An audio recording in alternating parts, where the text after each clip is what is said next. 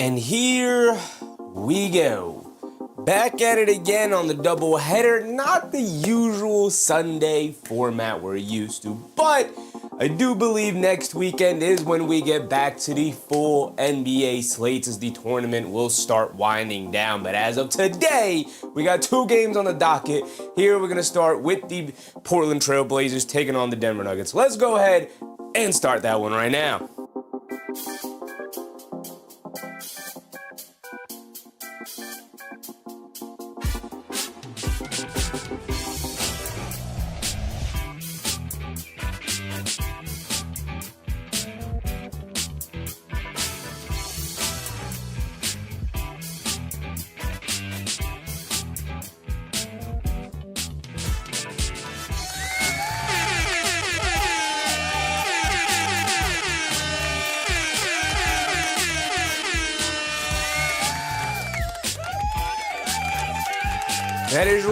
That is right. We are indeed back like we never left. We are here yet again because we don't take days off. We don't take days off. And while the college basketball tournament is going on, yes, I understand the NBA usually takes a bit of a step back. I'm with you guys. If it were up to me, boy, oh boy, would I be covering the tournament. But we are just not set up to really do so this year. Next year, maybe, possibly, probably, I'll try to have things in order so that we can more so cover the college basketball, not season, but maybe tournament. I don't think people are too invested in the season, but are definitely much more invested come tournament time. So I'll be more invested in and more readily available in order to do those games. But here today, we're going to stick to doing what we do best, especially so far this year, and that is indeed covering NBA basketball. And here today, we have two games on the docket. So normally the last 3 weeks, 3 Sundays, I believe, the NBA schedule has been beautiful, gorgeous, awesome, incredible 3 Sundays in a row in terms of the quality of games and the quality of matchups, as well as a plethora of games and matchups in order to go through. This weekend, not so much. The NBA clearly scheduling around the NCAA tournament, giving kind of this entire week off to the tournament to do their thing before they come back next weekend. Next weekend will be a much better NBA slate across the league in terms of the quality of games available. The Knicks play the Thunder. There are also other great games. That's a nationally televised game. So we'll be there. We'll be there as we have been every single day this week, or every single day kind of this season, except for maybe a day or two here and there as I turn the heat off. So we will be there, and then as of today, well, it's not the greatest matchups in the world. Of course, we have our Knicks game later tonight, and we know the Knicks have had a bit of an easy schedule as of late, as they have been kind of blessed with an easy schedule. Every team has an easy slate every now and again, and the Knicks right now in the midst, or kind of at the end of their easy schedule before it picks back up, and we got some tougher games coming up. But they play the Washington Wizards later tonight, and of course, we cover every single Knicks game, so we will be covering that one later tonight. Although there is a fantastic game on later tonight between the Boston Celtics and the Minnesota Timberwolves, which unfortunately we cannot cover because the Knicks take precedent over every other team in the league. So even though they are playing the lowly Washington Wizards, I still think, especially with the way the Knicks have been playing lately, we will get a good game because the Knicks just letting us down in terms of giving us blowout wins and the ability to just kind of hang out and while we cover these games. Speaking of hanging out while we cover these games, Iowa State is running Kentucky off the court right now, 65-45. My goodness, a 20-point lead with 7 minutes to go in college basketball. That game is pretty much over, I'll tell you that. David Oz Jr., what's up, David? Who's out for the Knicks tonight? I'm not going to lie, brother, no clue. Now, we'll keep an eye on it as obviously the day goes, as the day turned into night here. But I can bring them up right now to see if anybody's questionable. We know Josh Hart missed the previous game on some kind of injury management kind of stuff. Landry Shamet is out. He's already listed as out. Josh Hart's listed as questionable. And Deuce McBride is still out. He remains without a timetable, but he is participating in contact drills. But that's kind of all we got. So Landry Shamet is out. No Landry Shamet. Expect some Heavy minutes of Mo Diawara, who's coming off maybe his best game as a Knick. I thought it was a really impressive outing against the Brooklyn Nets, but we are not here. We are not here for the Knicks game yet. We can kind of talk about it because as we go through this game, this matchup right before us, this is the Portland Trail Blazers taking on the Denver Nuggets. Portland Trail Blazers not playing super inspired basketball as of late. Deni Avdija has really kind of slowed down after this kind of back injury. But I will say, taking on the Denver Nuggets, who have also kind of really slowed down. Now, maybe David said more JC tonight. Heavy doses of JC for sure, David, for sure. He's been playing very well as of late. But we'll get to the Knicks. We'll get to the Knicks. Expect a heavy dose of JC. Expect a heavy dose of Mo Diawara. You need wings. You need wings out there, right? Especially point of attack wings, which is why I more so see them maybe lean. Clarkson will get a heavy dose of those minutes for sure. But again, I'm more interested in Mo Diawara minutes. That's me, though. That's me. You know where I stand on Big Mo. Oh, to Austin, Doug Fresh, CEO King, of course, guys. Of course, appreciate you guys. So let's start it off here tonight. We have the Trailblazers taking on the Nuggets. So let's start with the road team and the Portland Trailblazers and their best player, and that is first-time All-Star Deni Avdija. Deni Avdija, 24 games, 7 boards, 6.6 assists. He said it's Trey playing. I did see this sentiment earlier. I don't think it matters. But obviously, for entertainment purposes, maybe it does. We could take a look. They got Bufkin out. They got Trey Johnson out. They got Trey Young is out. No, he's ruled out. He was ruled out. Quadriceps and back. Alex Sarr is also ruled out with left big toe capsulitis. Capsulitis? I don't know what capsulitis. It might be cat-itis for all I know. I don't know what big toe capsulitis is. And we know Anthony Davis is out, of course. Keyshawn George is also out. D'Angelo Russell is also out. I didn't even realize D'Angelo Russell was on this team. Cam Whitmore is also out. He's out for the remainder of the season with blood clots, I believe. Venous condition. So Cam Whitmore, D'Angelo Russell, Keyshawn George. I always call him Keyshawn. I think somebody corrected me. It's Keyshawn. Keyshawn George.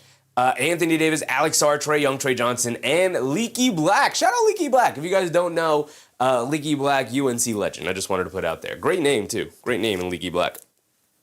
They're all out. So, again, they're playing their G League team against the Knicks. Although their G League team has been spunky, they are just coming off a game that was pretty close against the Oklahoma City Thunder. It was close through 3 quarters. It was a 4-point game going into the fourth quarter, or maybe like a 5 or 7 point game or something like that. But it was a single-digit game going into fourth quarter. So again, don't expect this to be a blowout for the Knicks later on tonight. But with that being said, now let's get to the Portland Trail Blazers here. 24.2 points per game for Deni, 7 boards, 6.5 assists. That's slightly down since earlier in the season where he was super explosive and kind of burst onto the scene and really put his name out there to be a first-time All-Star.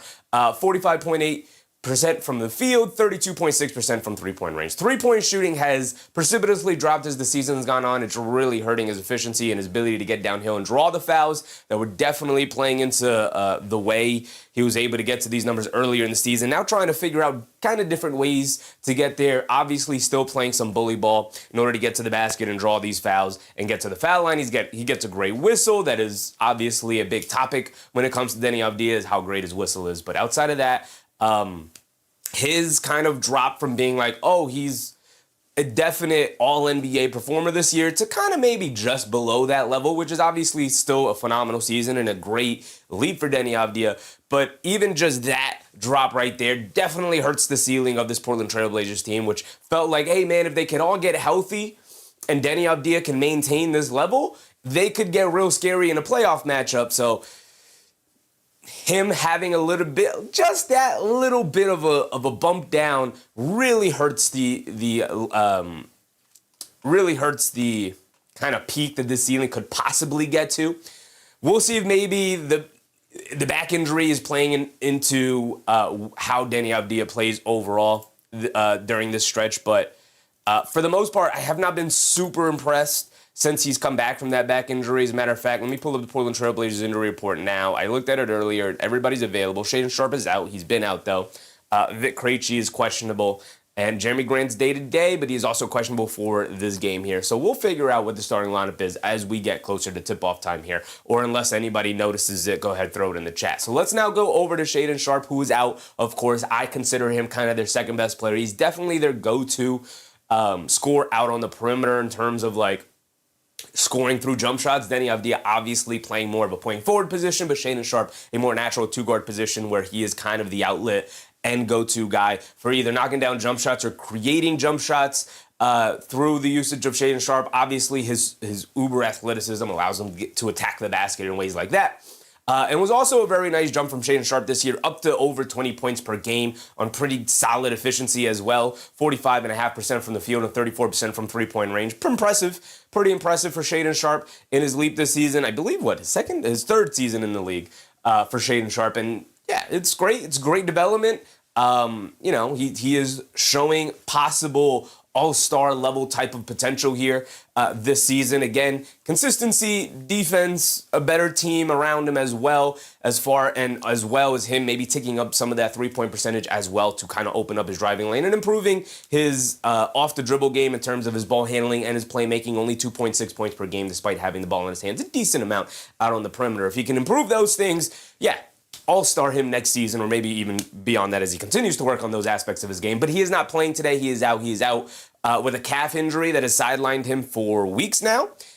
He was evaluated was February 24th, and that was 4 to 6 weeks. So it's been about 4 weeks, right? So he should be getting evaluated in another week or two here, reevaluated, and we'll see. Hopefully he can come back for whatever kind of playoff run this team has as they are in the play-in situation right now.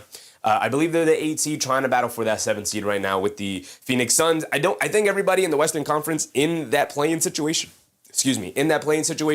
will continue to be in that play-in situation. I don't think that there's any way any of these teams can jump up into the top 6 at this point. I think there's a bit of a separation between 7 and 6 now. We get to Drew Holiday, the wily vet Drew Holiday, 16 a game, 4.5 rebounds, 6.4 assists. He kind of just, a big reason as to why this Portland Trailblazers team has made the leap that they did this year in terms of actually being in the play-in situation and a legit team, despite all the injuries that they had to deal with this season.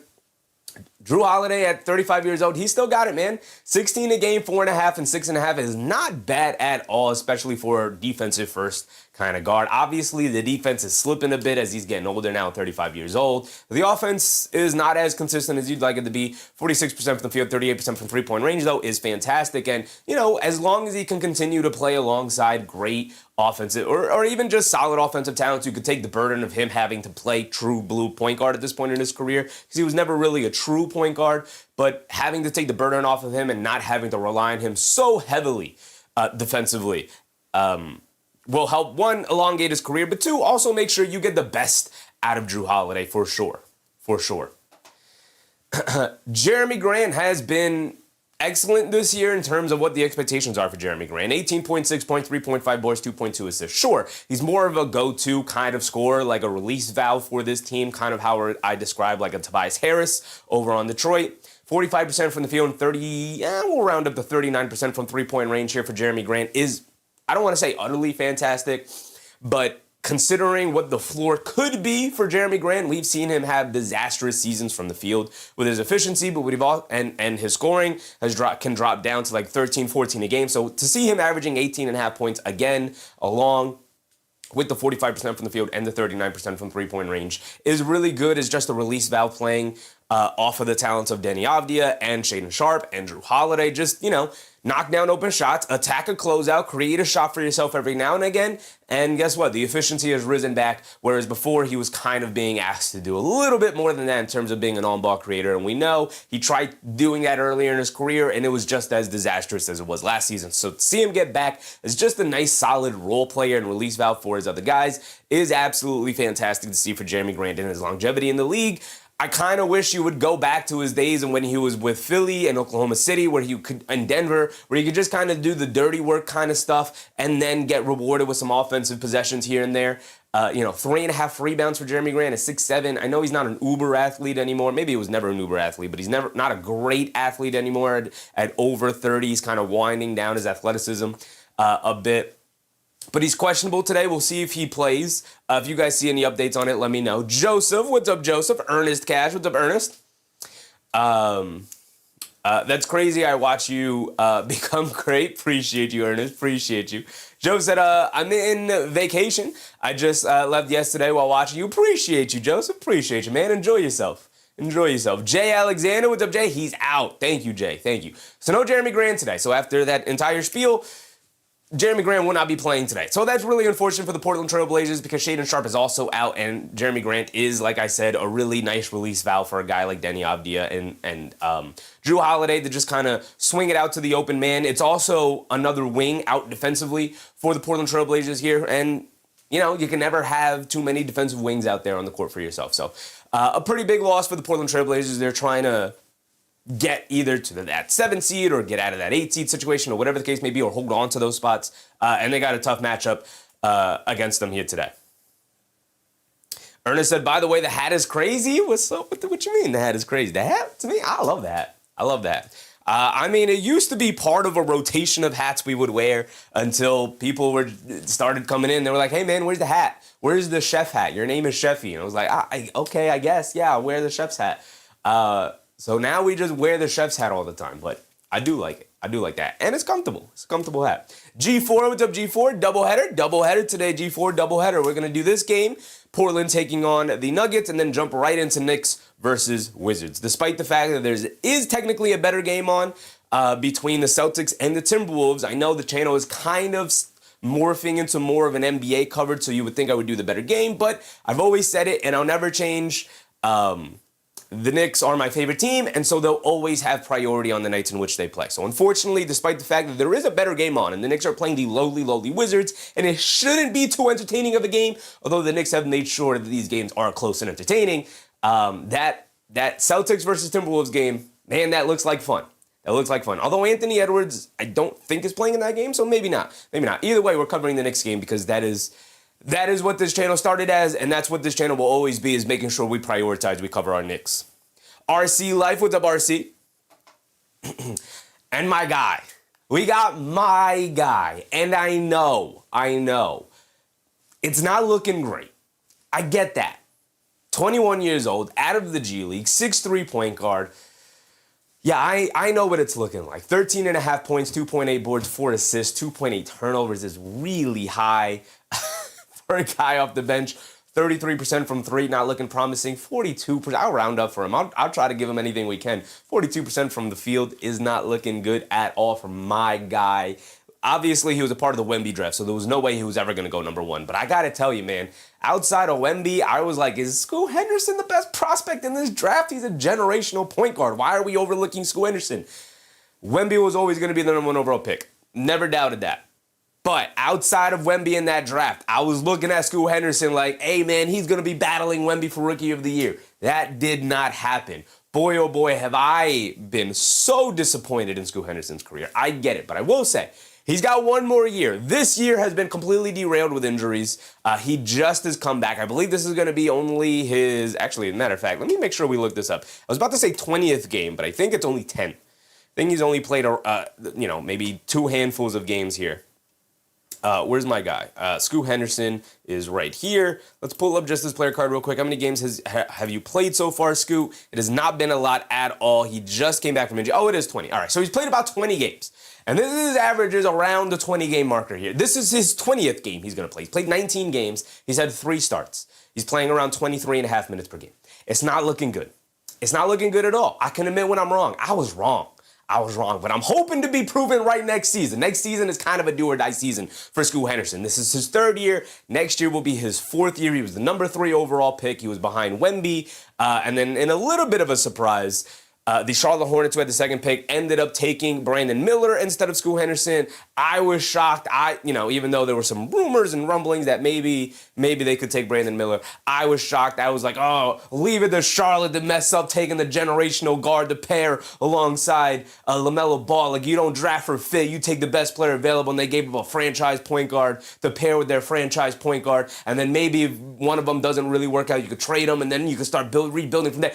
I had all these plans. I was so in on Scoot Henderson. Guess what? I'm still in on Scoot Henderson. I think there's something there. Now, we're going to watch the game today, obviously, and truly, maybe my evaluation of Scoot will change. This will be my first time watching him this season outside of highlights. There doesn't seem to be a ton of improvement in comparison to last year, but again, his entire season was derailed with injury. He just came back this month or at the end of last month. Dre said Brandon Miller balling too. Yeah, I was way wrong. I was Scoot over Brandon Miller, no doubt in my mind, and I was wrong. Brandon Miller has been hooping. He's been utterly fantastic this year, and Scoot Henderson been struggling. Scoot Henderson, 42% from the field is not good. 13.5 points, 3 turnovers, not good for a backup guard in 23 minutes a night.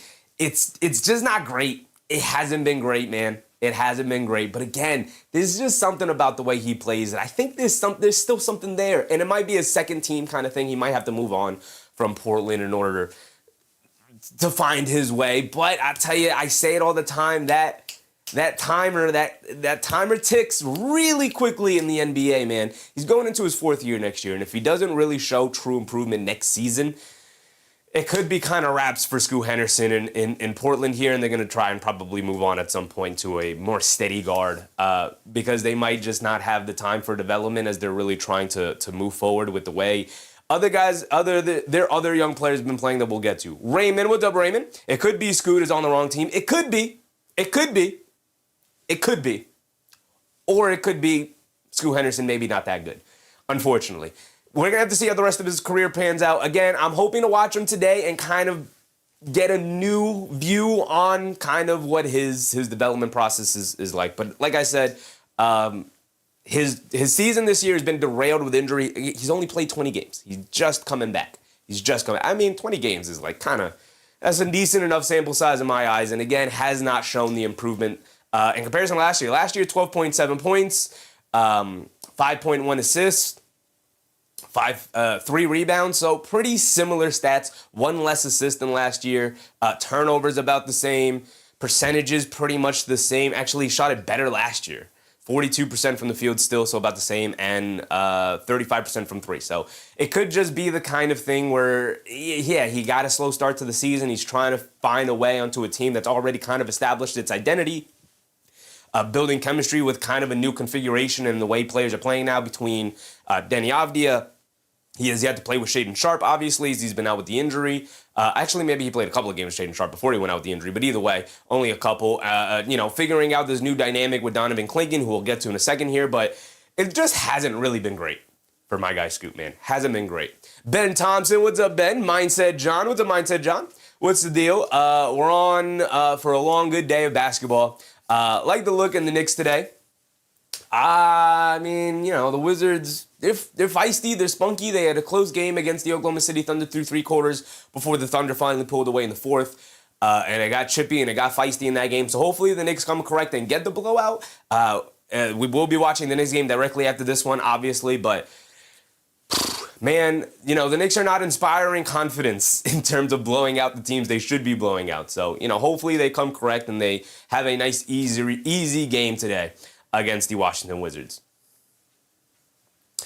Ben Tom says, Sunday hoops. And it's not the greatest NBA slate this Sunday. Obviously, the NBA not going to counter-program the NCAA tournament. They're just going to let the tournament do its thing, and the NBA will be back with a much better slate going into next weekend. I already looked ahead. Next weekend's looking really promising, but next weekend is also going to get weird. So either way, we'll do the Knicks games as we always try to do them.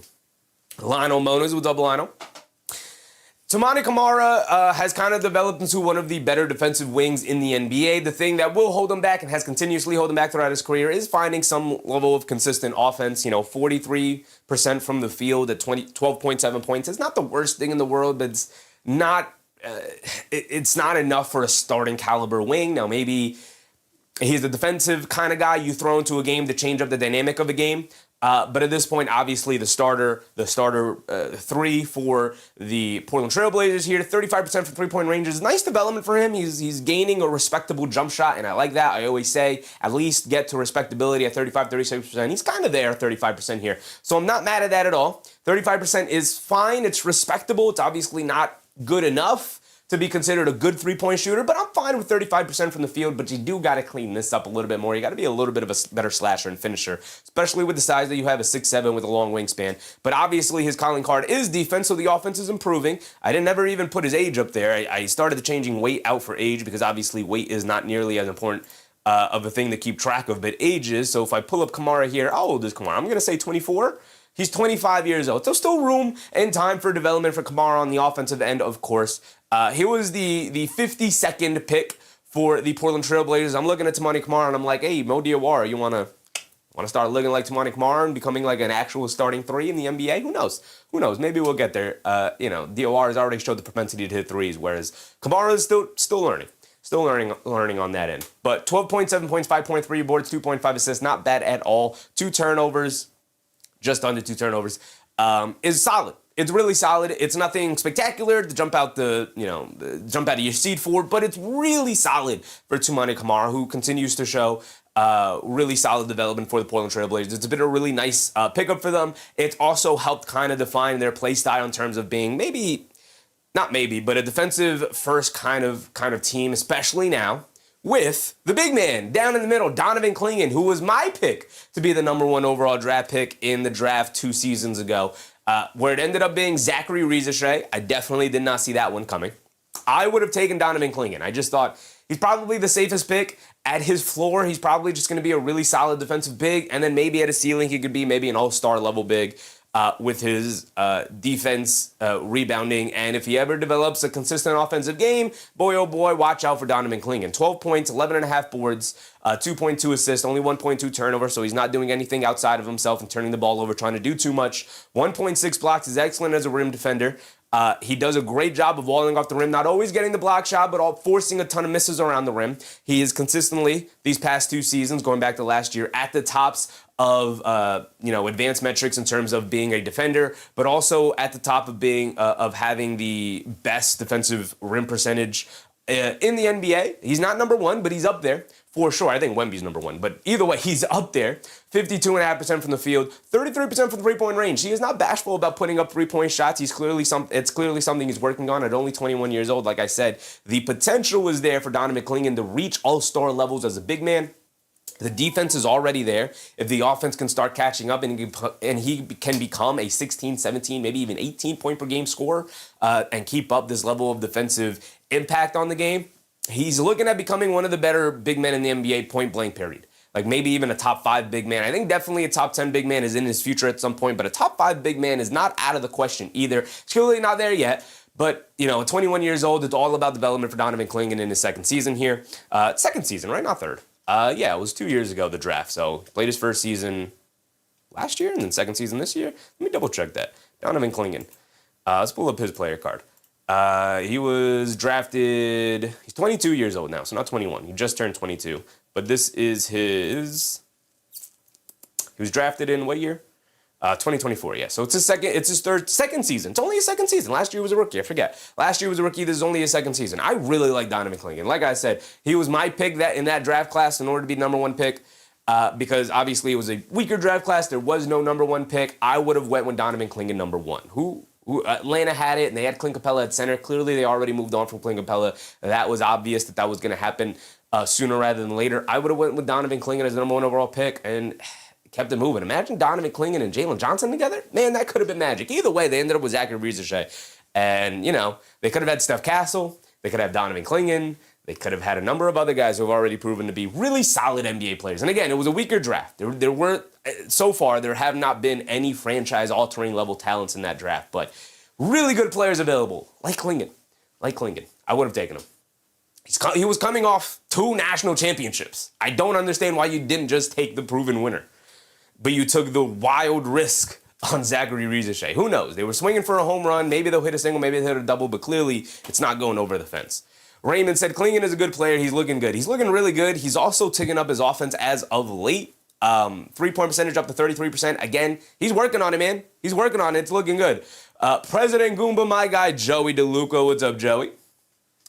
Let's go Knicks tonight. I'm hoping it's an easier game than they've had. Hoping it's an easier game than they've had as of late. We only have like 4 minutes before tip-off. Let me pull it up. But that's going to wrap up our Timberwolves, our Trailblazers talk here. Because the other guys on the list are Caleb Love, who's not been a part of the rotation lately. I assume it's because he's on a two-way deal and his time is either up or coming to a close here at the end of the regular season, and they didn't want to convert him to a standard contract as of yet.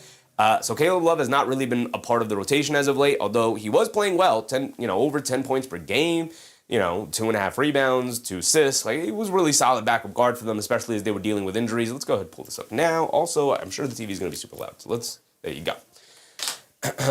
So unfortunately, Caleb Love not a part of the rotation anymore. City Sissoko, I checked kind of their game logs. He's getting some spot minutes here and there, like 5-6 minutes a game, 7 minutes a game, 8 minutes a game here and there.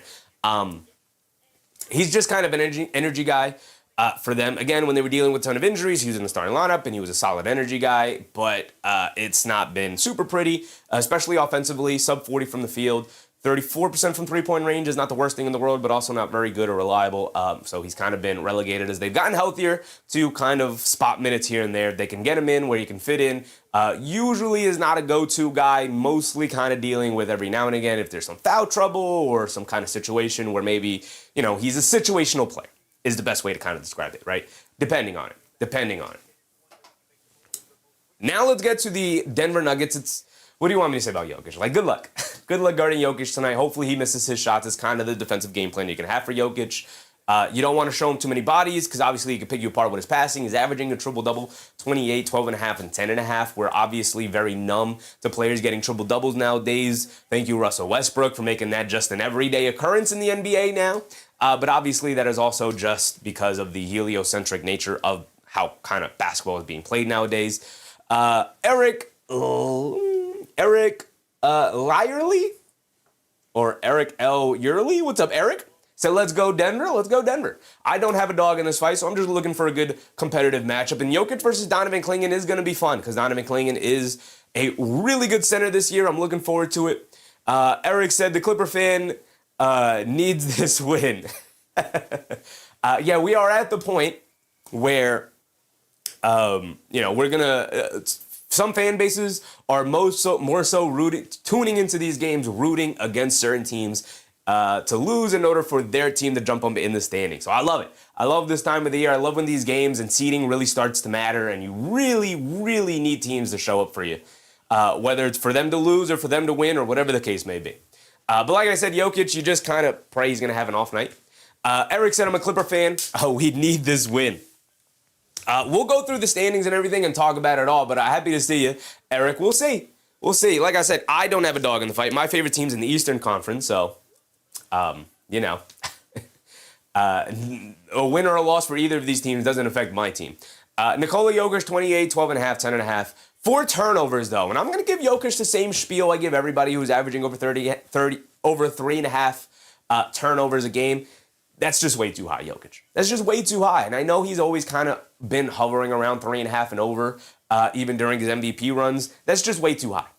I will always maintain it. You can be this efficient and have these stats and all these things and not turn the ball over this much, right? I think he is sometimes reckless. I think he can get lazy, especially in the high post, of not paying attention and kind of throwing some reckless passes here and there. And 4 turnovers is way too high for Nikola Jokic. Probably the only stain on his counting stats here.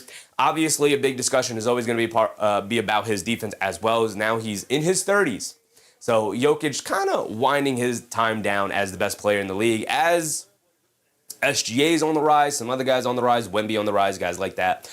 Looking to take the throne from Jokic.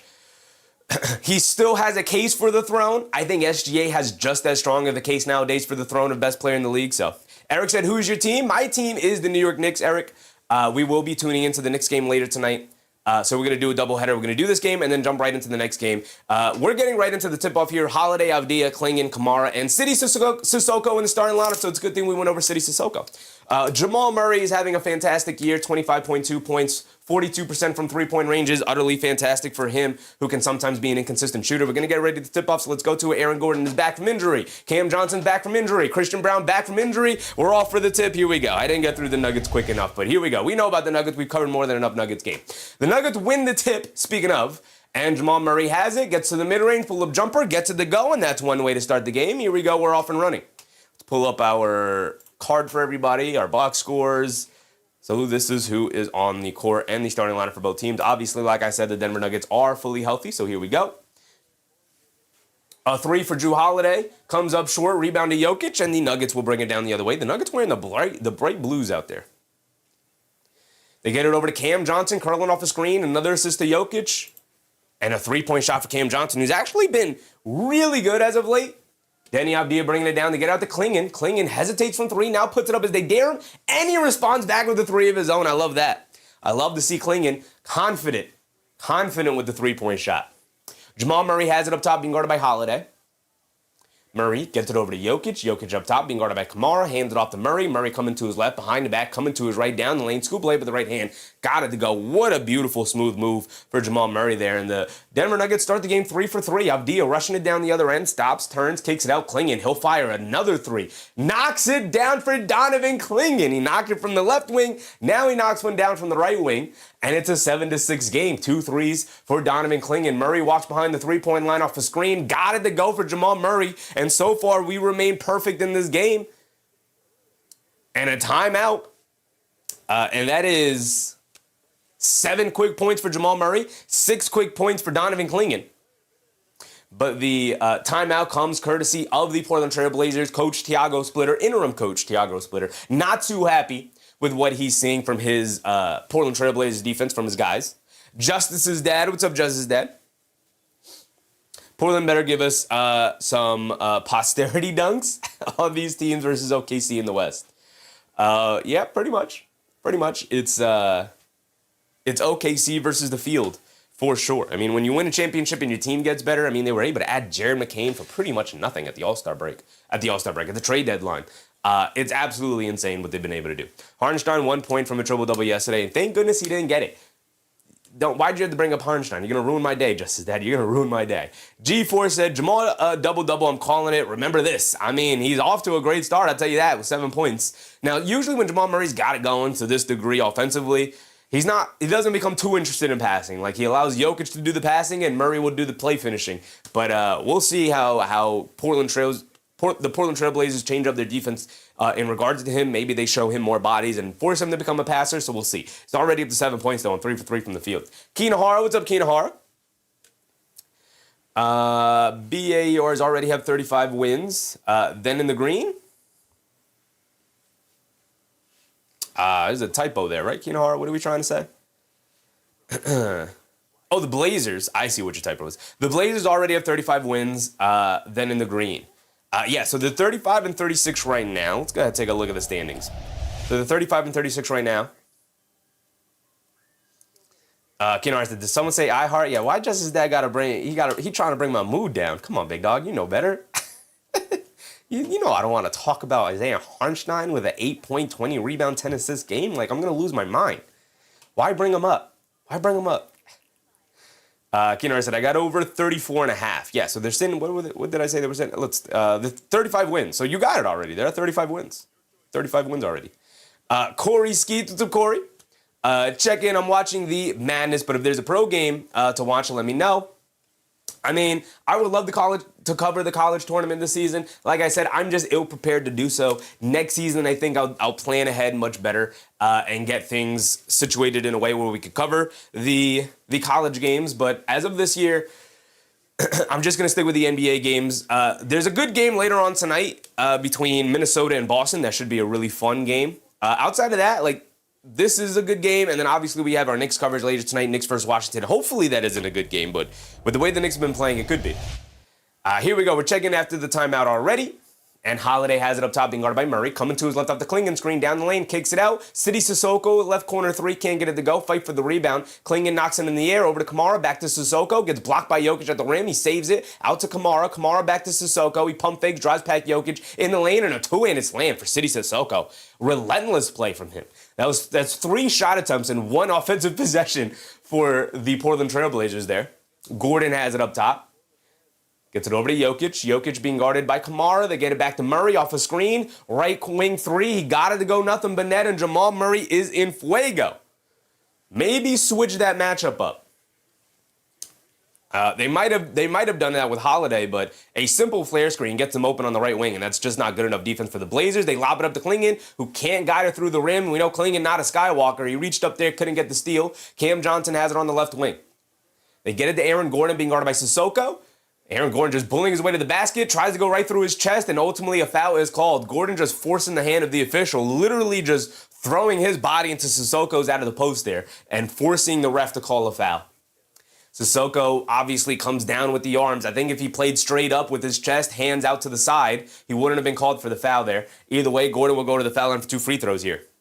Corey said, I'll tune in for the Knicks. Have us a good game. Good. Appreciate you, Corey. Enjoy the tournament. Like I said, we'll try to cover the tournament next year. Just not prepared myself in order to give a good reputation of a tournament game this season. So I'm going to stick with what I can do best, which is the NBA games. But next season, we're going to definitely try to diversify the channel a little bit. Maybe cover some NFL going into the basketball season, because obviously NFL season starts first. So we'll see how we go. Gordon knocks down both free throws, 15-8. Now they get it over to Holiday, wide open right wing, got nobody around him. They dare him to shoot it. He obliges and knocks it down. And Jokic looks a little frustrated on some miscommunication defensively for the Nuggets here, but both sides really poor defense so far to start. Gordon has it up top, being guarded by Klingon. Gordon, a capable three-point shooter, so I'm not entirely sure about this game plan. Gordon tries to lob it down low to Jokic, cutting to the rim. They call a foul on Kamara, holding on to Jokic. Brader Beatbox. I never say your full name. Shout out, Bray. What's up, Bray? Keenan Hart said, Gordon might do well to avoid such physicality before the playoffs with his injury history. For sure. Murray coming to his left, puts up another 3 if he hits that one. Doesn't get it to go, but another foul is called against the Portland Trailblazers here, trying to keep Jokic off the glass. Murray, his first miss of the game, so that's a decent sign, but he got another good look. Bradar. He said radar with a B. Got you. Bradar beatbox. I got you, brother. Bradar. There we go. Jay Hammer said Kansas or Red Storm. I'm going Red Storm. Why not? Gotta go with the Johnnies. Murray has it up top, being guarded by Murray, driving it down. Being guarded by Holiday. Murray being guarded by Holiday. They get it up to Cam Johnson. Cam Johnson being guarded by Avdija. Jab step 3, deep one. Got it to go. Welcome to the Denver Nuggets, Cam Johnson. Like I said, I had to say it quickly because I ran out of time ranting a little bit too much about the games coming up. Kamara tries to respond to the 3. He can. Jokic the rebound. Here come the Nuggets. Hit ahead to Christian Brown. A bad pass, but Avdija can't get to it, and Christian Brown gets a free run to the basket for a layup. And this Portland defense needs to just be better, and it's not right now. Klingon inside to Sissoko for an easy layup. Nice extra pass from Klingon there. He definitely could have went up and tried to challenge Jokic at the rim, but nice extra pass to Sissoko for the easier layup. And it's 20-13. Gordon ends up with a wide open 3. He can't get it to go down. Rebound to Avdija. I don't like this Portland Trailblazers defense of just giving open 3s to Denver Nuggets and hoping they miss. Klingon, an open straightaway 3. They're daring him to shoot it, and now he's 3 for 3 from three-point range. It's a 4-point game, despite the red-hot start for the Denver Nuggets. The Portland Trailblazers hanging with them offensively here. Thanks to the three-point shooting of Donovan Klingon. Who would have thought I would have said that earlier tonight? Jokic hits Gordon, cutting back door. They kick it out to Murray. Good closeout from Holiday. Murray can't get the 3 off. He's giving good pressure on him, so he can't get a jump shot off. He's going to have to take it off the dribble, pulls it back out. Holiday refuses to be screened. Murray's got to throw it up there with the shot clock winding down off the back rim. Rebound to Cam Johnson, though, as nobody comes out and boxes him out. Cam Johnson fires it up. Cam Johnson knocks it down, and Cam Johnson's versus Donovan Klingon from the three-point line right now with a little Jamal Murray thrown in there as well, and it's 23-16 with 7:10 to go. As I never started my timer. Apologize to kick it out. Kamara, he's trying to join the three-point party, and he does. And the three-point shots are falling down willy-nilly for everybody on the court right now. Here comes Cam Johnson bringing it down the other way, and a foul on Kamara. As Jokic just ran over Kamara. Kamara with a little bit of a flop there, looking to just draw the foul. And again, it's a 4-point game, despite the fact that Denver, I think, has just been spectacular offensively, and Portland not too far behind either. Jay Hammer, what's up, Jay Hammer?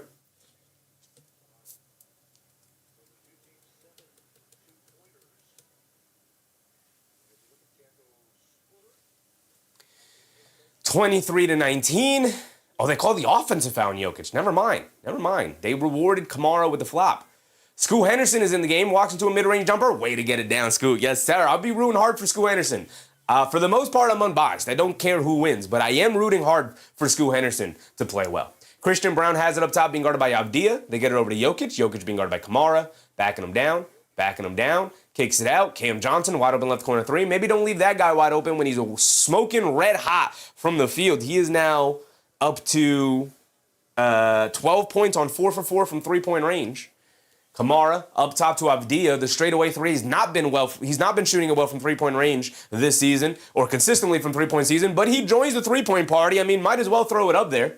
They get it down low to Gordon, leaves it off for Jokic, the floater, got it to go. Beautiful ball movement from the Denver Nuggets, and it's just not good defense out there. We're at the halfway point of this first quarter, 6 minutes to go, and it's 28-24. Neither team playing good defense right now. Avdija trying to, and also some ridiculous shot making. Avdija works his way into the mid-range, puts up the jumper, gets it to go. And again, not great defense. It's a 2-point game, 28-26. Cam Johnson has it up top. They call a foul on Toumani Camara.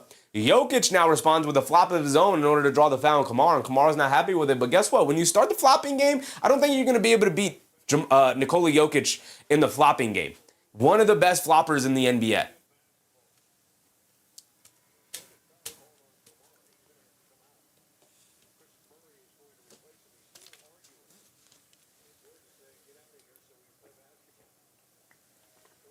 Kamara will go to the bench with 2 fouls.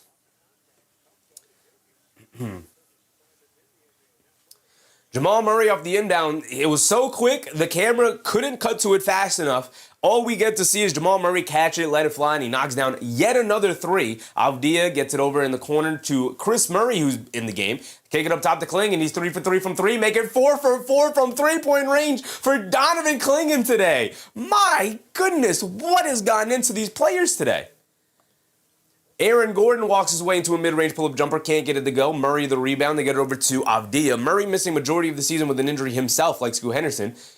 Avdija is going to dance with it down the lane. Scoot Blade with the right hand, got it to go for Deni Avdija, and it's a tied ball game. After all of that, Denver will now call a timeout to talk things over. We got 5 minutes to go in this first quarter. Avdija wanting the and one foul call. He doesn't get it. This has been an insane game. 31-31 with 5 minutes to go. Are you kidding me? Is this on pace to not be the highest scoring game in the NBA this season? Are we not maybe watching history in the making already? Again, 31 apiece with 5 minutes to go in the first quarter. This is insane. We saw the Brooklyn Nets in a game against the Oklahoma City Thunder score 24 first half points. Now we get 31-31 with 5 minutes to go in the first against the between the Nuggets and the Blazers here tonight. This is an insane game. This is an insane game. Jay Hammerson, Clingan threes is insane. I mean, I know Clingan has been firing it up from 3. I know he's been working on it. I know he's not been bashful this season in terms of putting it up, but he's only shooting 33% from three-point range. Again, not bad and really, really positive development overall. But for him to be 4 for 4 from three-point range and 4 for 5 overall, insane. Insane. Keenar said 2 first quarter fouls on Kamara is not good. Is not going to be good for defense. I don't know why you start Kamara on Jokic. Jokic is going to get him to foul trouble very easily. That's definitely a strategy you do as the game goes on. And in doing so, you now have your best perimeter defender out of the game. But I will say, Keenar, even when Kamara was in the game, they were not playing good defense. And I think part of it is because they had him guarding Jokic. You want Kamara out on the wing, kind of causing havoc, jumping passing lanes, getting his hand in passing lanes, denying ball pressure. I would have put him on Jamal Murray. And as you can see, Jamal Murray kind of had free reign. I get putting Holiday on Murray because Holiday's a good defender, but we talked about it in the pregame. Holiday, 35 years old, not the defender he used to be. Still a good defender, but not the stopper that he used to be. Jamal Murray, 13 points on 5% from the field. So Jokic, 2 points, 3 boards, 5 assists. All he's had to do is catch it in the high post. He's looking over Toumani Camara at 6'7". I know he's got a long wingspan, but Jokic at 6'11", 7 feet almost, just looking over him with a long wingspan himself, just looking over him, holding the ball up top, and then just feeding it to Murray, running off a million screens. And it's been buckets. It's been pure buckets. Jamal Murray, 13 points, 0 boards, 0 assists. He's not had to do anything but catch and shoot tonight. Or maybe attack a closeout and knock down a mid-range jumper. He hasn't really had to do much because I don't love the matchup they put on Murray. Normally, against a scoring guard like that, you want size and length, and you got the ability to do so. If anything, I would have maybe tried Sidi Sissoko on Jokic to start the game. If I really wanted to put a wing on him, he was in the starting lineup. I would have done that to try and frustrate Jokic with some physicality. But to put your best perimeter defender in trouble like that, knowing he's undersized going up against the big like that, it's just silly. Just a silly game plan, in my opinion, from Thiago Splitter, especially when you have a fantastic defensive big man in Donovan Clingan. Just guard him straight up. All right, here we go. Peyton Watson making his return tonight, by the way, from injury. His first game back, I believe. Watson has it up top, gets it over to Jokic. Jokic up top, fakes the handoff, keeps it. He's going to fire the mid-range shot, being guarded by Clingan. He gives him space, and Nikola Jokic makes him pay.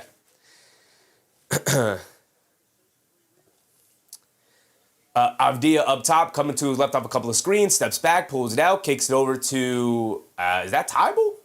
Tybal hands it off to Clingan. Clingan hands it off to Avdija. Step back straightaway three. Comes up short. Long rebound. Clingan saves it, but right to Jokic. And Nikola Jokic, a hit ahead pass to Cam Johnson. Cam Johnson down the lane. Takes a bump. Layup. Got it to go from Cam Johnson. No foul, but the layup goes down. And what a finish from Cam Johnson, who I believe, remains perfect in the game. 5 for 5. And on the other end, Scoot Henderson to the rim with a scoop layup. Yes, sir, Scoot. I love to see Scoot thrive. I'm rooting for Scoot Henderson hard. They get rid of Peyton Watson. Middle of the lane. Up top to Jokic. Extra pass to Hardaway. Hardaway extra pass. Jamal Murray wide open from three, the hottest man on the court, and he finally misses a three. Maybe that distinction goes to Cam Johnson, but there's so many guys who've been hot here tonight. They get it to Chris Murray, quickly pushing the other way, kicks it out to Clingan. Clingan swings it out to Avdija, extra pass to Scoot Henderson, pump fakes, blows past Jokic in the lane off the two defenders, kicks it out to Tybal. Tybal attacking, back over to Scoot Henderson, wide open left corner three. Can't get it to go. Good effort from Cam Johnson to close out and not make it a super wide open three. Extra pass to Jokic in the lane. Jokic in the air. Kicks it out Hardaway, who's been red hot lately from three. Can't get that one to go. Battle on the glass for the rebound. Jokic ends up with it. Kicks it up top to Jamal Murray. Jamal Murray down the lane. Scoop blade with the right hand himself. Can't get the friendly roll. Clingan finally secures the rebound. 35-33. 3:30 to go. And Avdija will bring it down. He has it up top. Being guarded by Murray. Avdija dancing with it. Tries to hand it off to Clingan, miscommunication, and Murray picks it up easily, leaves it off to Peyton Watson down the lane, draws the foul. He's going to go to the foul line for two. Avdija, too nonchalant with the ball in his hands on that possession. Hinahara, Scoot! My guy, Scoot! I'm rooting for Scoot Henderson hard, man. I'm rooting for Scoot Henderson hard. That was my guy coming out of the draft. Obviously, that was the Wemby draft. We all knew Wemby was going number one. That was never in question.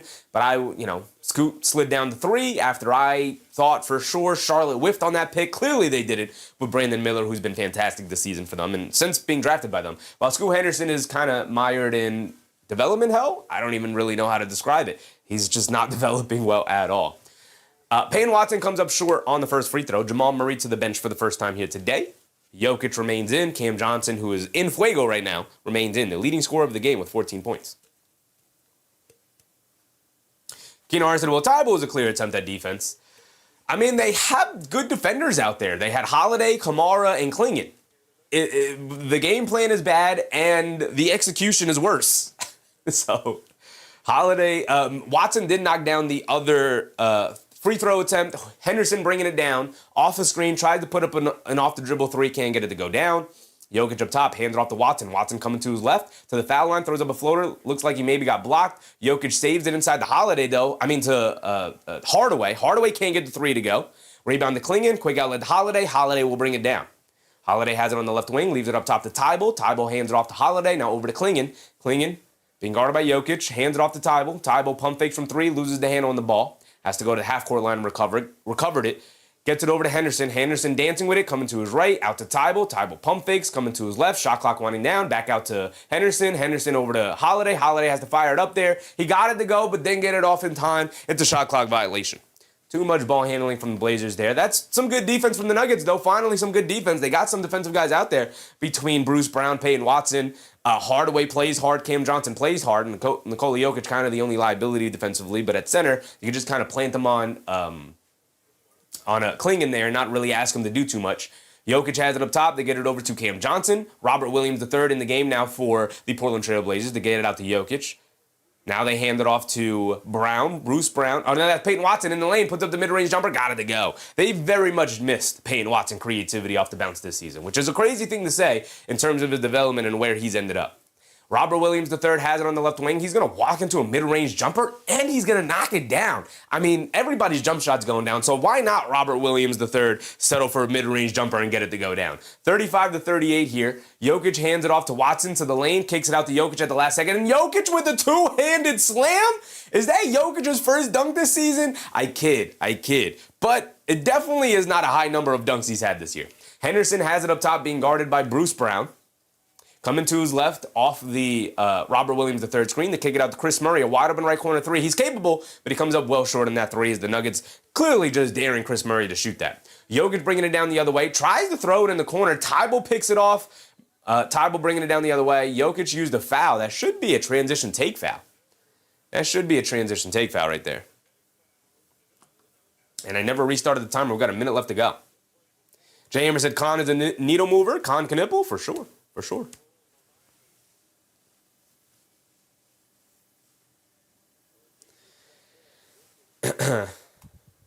Trapped in the 90s. What's up, Trapped in the 90s? You come in the game tonight? Absolutely, Trapped in the 90s. Absolutely. The Knicks take precedent over any of the team. So while I believe that's Jokic's second foul, by the way, and it's a free throw for the Blazers, and they get the ball back. So while I believe the better game tonight will be the Boston Celtics taking on the Minnesota Timberwolves, of course the Knicks take precedent over every other team in the league. So unfortunately, or maybe fortunately, we will be covering Knicks versus Wizards, of course. Robert Williams III hands it off to Henderson. Henderson coming to his right. They kick it over to Holiday. Holiday has it up top, dancing with it, crossing over to his right, stops, turns, spins, fall away. Got it to go for Drew Holiday over the outstretched reach of Spencer Jones there, guarding him in the post. And it's a 2-point game, 40-38. Both teams may go off for 40 points in this first quarter. This is an insane game, y'all. Insane game. Yeah, although the shooting has started to tick down a little bit. Again, we were tied at 31 with 5 minutes to go. And since then, 9-7 has been the score the next 5 minutes. Jokic fires up a three off the screen, can't get it to go. And off the dribble three for Nikola Jokic is maybe not the offense I'd love to go to. 35 seconds to go here. Jay Alexander said, I had Khan for 2 3-pointers. He only made 1 yesterday. I was mad. Man, that sucks for you, Jay, because he has been in fuego from 3-point range as of late. Scoot Henderson crossing over to his left, down the lane, kicks it out. Chris Murray, a left corner three, another one. And he throws up an air ball this time. 2 wide open threes for Chris Murray, and he misses both of them badly. Jokic throws it to nobody in the backcourt. Chris Murray picks it up down the lane, scoop with the left hand, can't get it to go. Robert Williams III right there for the tip up and in. And we do have a 40-point quarter for both teams in this first quarter. Insane first quarter. Peyton Watson bringing it down. He has it up top, being guarded by Chris Murray. They get over to Jokic, back to Watson. Watson mishandling the ball, picks it back up, shot clock winding down. He's going to have to create something out of nothing. He blows past the defense down the lane. Scoop layup, got it to go. And boy, oh boy, it must feel good for the Denver Nuggets to have the three-quarters court heave almost goes in, almost banks it in. It must feel good for the Denver Nuggets to have Payne Watson back for the first time off the injury. My goodness, have they missed him. Super creative off the bounce, and they definitely needed it. Sean Edits, what's up, Sean? Pete, what's up, Pete? Klingen is hooping. Klingen is indeed hooping out there. Sean said, those Murray brothers suck. It's Chris Murray and Keegan Murray, right? Are the brothers. Keegan Murray over there on the Sacramento Kings. Unfortunately, has not played this year, right? Or played earlier in the year, but he's been out for the season. Unfortunate for Keegan Murray, who's solid. I wouldn't say he sucks. Chris Murray, on the other hand, also, to the Knicks fans in the chat, appreciate you guys. If you didn't know, Chris Murray is from a Knicks draft pick. He was a Knicks second-round draft pick that they traded away. Oh, it was the Josh Hart trade, by the way. That's right. So they traded Josh Hart, a protected first-round pick that wasn't theirs. I believe it was a Charlotte protected first-round pick, and a second-round pick over to the Portland Trail Blazers for Josh Hart, and Cam Reddish for Josh Hart. And that second-round pick ended up becoming Chris Murray. Chris Murray 0 for 3 from the field tonight, 1 rebound, 1 assist. Are we upset that we traded that second-round pick for Chris Murray for Josh Hart, or what? Well, the Knicks won that. Yes, they did, John. Yes, they did. I think all 3 of those assets, between Josh Hart, that protected Charlotte pick, I believe it was, a first-round pick from Charlotte, heavily protected, which I believe transitioned into second-round picks. I could be wrong, but let me know. Again, it was a protected first-round pick, so it didn't convert to anything for the Portland Trail Blazers. I think they might have used it in another trade down the line. But also a second-round pick from the Knicks, which did end up becoming Chris Murray. Yeah, between Cam Reddish and Chris Murray. I definitely think the Knicks won that with Josh Hart. Bruce Fowler, what's up, Bruce? Ozahar, what's up, Ozahar? Yeah, so 42-40 at the end of the first quarter. We have 84 points between these two teams. An insane first quarter, guys. Insane first quarter. This doesn't even make sense in my mind. It doesn't even make sense. Let's go ahead and set ourselves up for the second quarter that we go. This is our first game of the night, like we talked about. Let's get rid of this and this and this. This is our first game of the night, first game of the NBA slate overall. Again, the NBA trying to avoid the NCAA tournament, so have not been scheduling too many great games as of late. We got Nets Kings, Wizards Knicks. The only good game today might possibly be Timberwolves Celtics, although this game here tonight is hooping. Raptors Suns could also be fun and interesting. But, of course, we'll be covering our Knicks-Wizards game later tonight. Here we go. Getting ready back for the second quarter already. Let's get back into it. Of course, that is now up, so let's do that. And then we can slide it back down. Blake Wesley is in the game, a former San Antonio Spurs pick. Blake Wesley is out there. All right. Holiday gets it over to Henderson. Is that Henderson? Who are we looking at? Is that Wesley? That is indeed Blake Wesley. Holiday up top, dancing with his step back right wing three over Spencer Jones. Can't get it to go, but the tip up in there for Robert Williams III. Can't get it, but gets his own offensive rebound again, and this time make sure he guides it down low with a ferocious two-handed slam, and it's tied at 42. Here comes Jamal Murray bringing it down. Jokic starts the second quarter on the bench with the 2 fouls. Murray up top being guarded by Chris Murray. Coming to his left off a Hardaway screen. Murray calling for a handoff. Hands it off to Bruce Brown. Bruce Brown on the left wing. Gets it over to Murray. Ball knocked out of his hands, but right back to Brown. Brown being guarded by Sissoko. Now the defensive pressure is starting to tick up here, but Brown blows past Sissoko in the lane. Scoop layup. Got it. There go. I know it's difficult to stay in front of guys, but maybe don't allow the straight line drive off the ball, off the dribble. Holiday has it up top. Dancing with it. Coming to his left. Tries to get it down low, but is ultimately fouled by Bruce Brown. Bruce said scores and lineups will start to look a little funky down the stretch, especially one seeding for one team has been clinched. For sure, but seeding for neither of these teams have been clinched. It's just been an offensive clinic so far here tonight. We might be on the verge of witnessing history. We'll see how the game continues to go. Hopefully the scoring continues to pick up because 80 first quarter points between two teams is insane. A 3 missed. I believe that was Sissoko. Battle on the glass from Robert Williams, but it's out of bounds off of him. So the ball will go back to the Nuggets here. 44-42, 10:40 to go here. And Peyton Watson has it up top. Watson gets it over to Spencer Jones. Spencer Jones playing small ball 5. Valanciunas out of the rotation, it looks like. He's getting DNP CDs. Watson handling it. Euro steps down the lane, throws up a fall-away floater, throws up an air ball again. Maybe again blocked a second time on the floater attempt. Blake Wesley picked up the rebound. He's bringing it down the other way. He has it on the left wing. Coming to his right off the screen, driving it down in the open lane, gets caught in the air, kicks it out to Holiday. Holiday up top, being guarded by Spencer Jones. Holiday dancing with it, crossing over, crosses over down the lane, kicks it in the corner to Blake Wesley, an open right corner 3, and Blake Wesley comes up short. Battle for the rebound. Payne Watson picks it up, and Watson will bring it down the other way. 10 minutes to go. Watson gets it over to Murray. Murray was red hot to start that first quarter. Murray now sees a double team, gets it over to Watson. Watson mishandling the pass, has it in the paint, throws up a floater. Too strong, but gets the friendly bounces. He gets it to drop down. Nice soft touch for Peyton Watson there. And it's 46-42 now.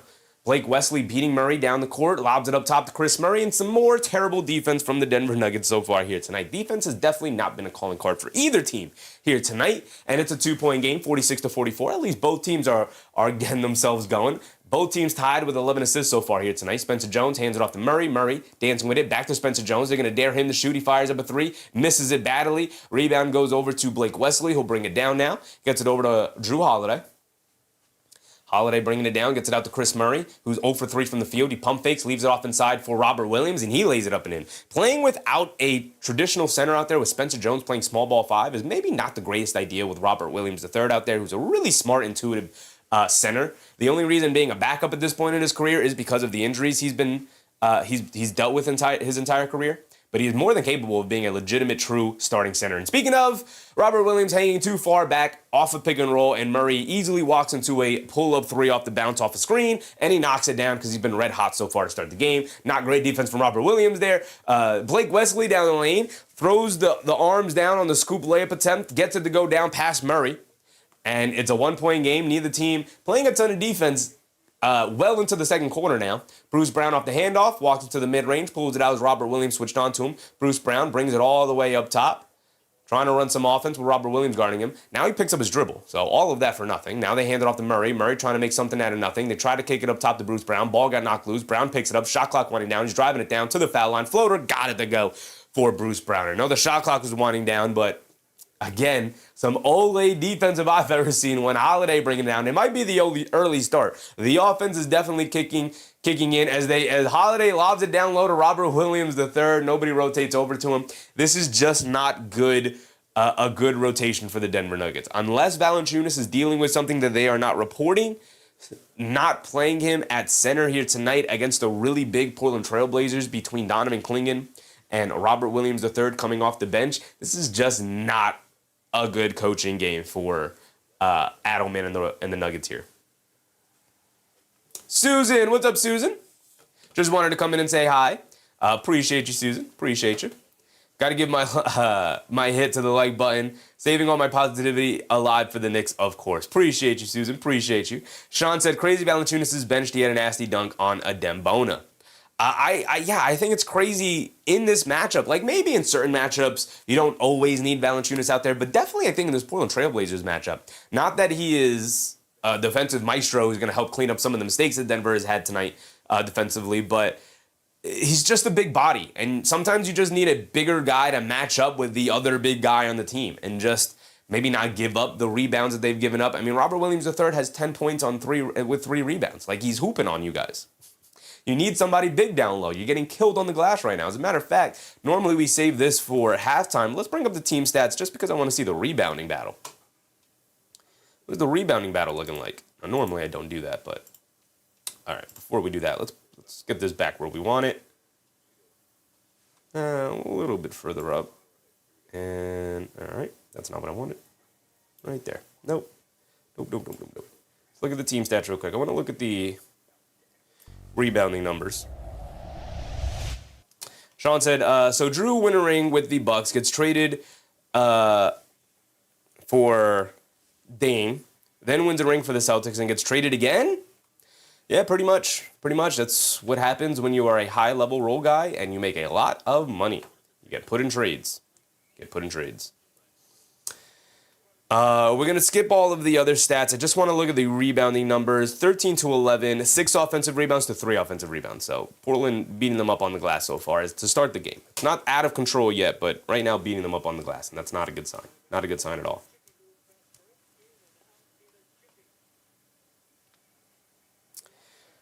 And like I said, sometimes you just need your big guy to match up with the other big guy. And that's why you have centers.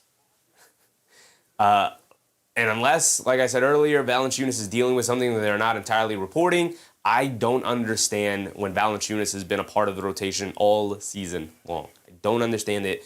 Maybe in certain situations to not play him against certain lineups, but definitely tonight against the bigger Portland Trailblazers, you kind of want your big man out there. Christian Brown back into the game. They get it over to Murray, he'll bring it down. Murray gets it over to Bruce Brown, he'll bring it down against Avdija. Avdija has subbed back in. We're under 8 minutes to go here in the second quarter. It's 51-50. Very high-scoring game here tonight. Murray driving to his left against Avdija. Step back, mid-range, fall-away jumper. Got it to go for Jamal Murray. I mean, he's got it going here tonight. He is now up to 18 points on 7 for 11 shooting for Jamal Murray. My goodness, 18 points. 18 points for Jamal Murray. Avdija gets it over to Henderson. Henderson throws it to nobody in the corner. Come on, Scoot. I'm rooting for you, buddy. I'm rooting for you, man. You started off so strong. Knocking down 2 layups. Now you're 2 for 4 with a couple of turnovers. Bruce Brown has it up top. And a foul on Scoot Henderson, guarding Bruce Brown out on the perimeter. I don't love that foul call. Don't love that. I'm with you on that one, Scoot. I'm with you on that one. Serrano. What's up, Serrano? Let's go, Blazers. I mean, both sides are just absolutely, some ridiculous shot making tonight from both sides. 53-50 with 7.5 to go here in the second quarter is an insane score. And I love it. I've loved every single second of it. The defense has not been very good from either side so far here tonight, but the offenses are hooping.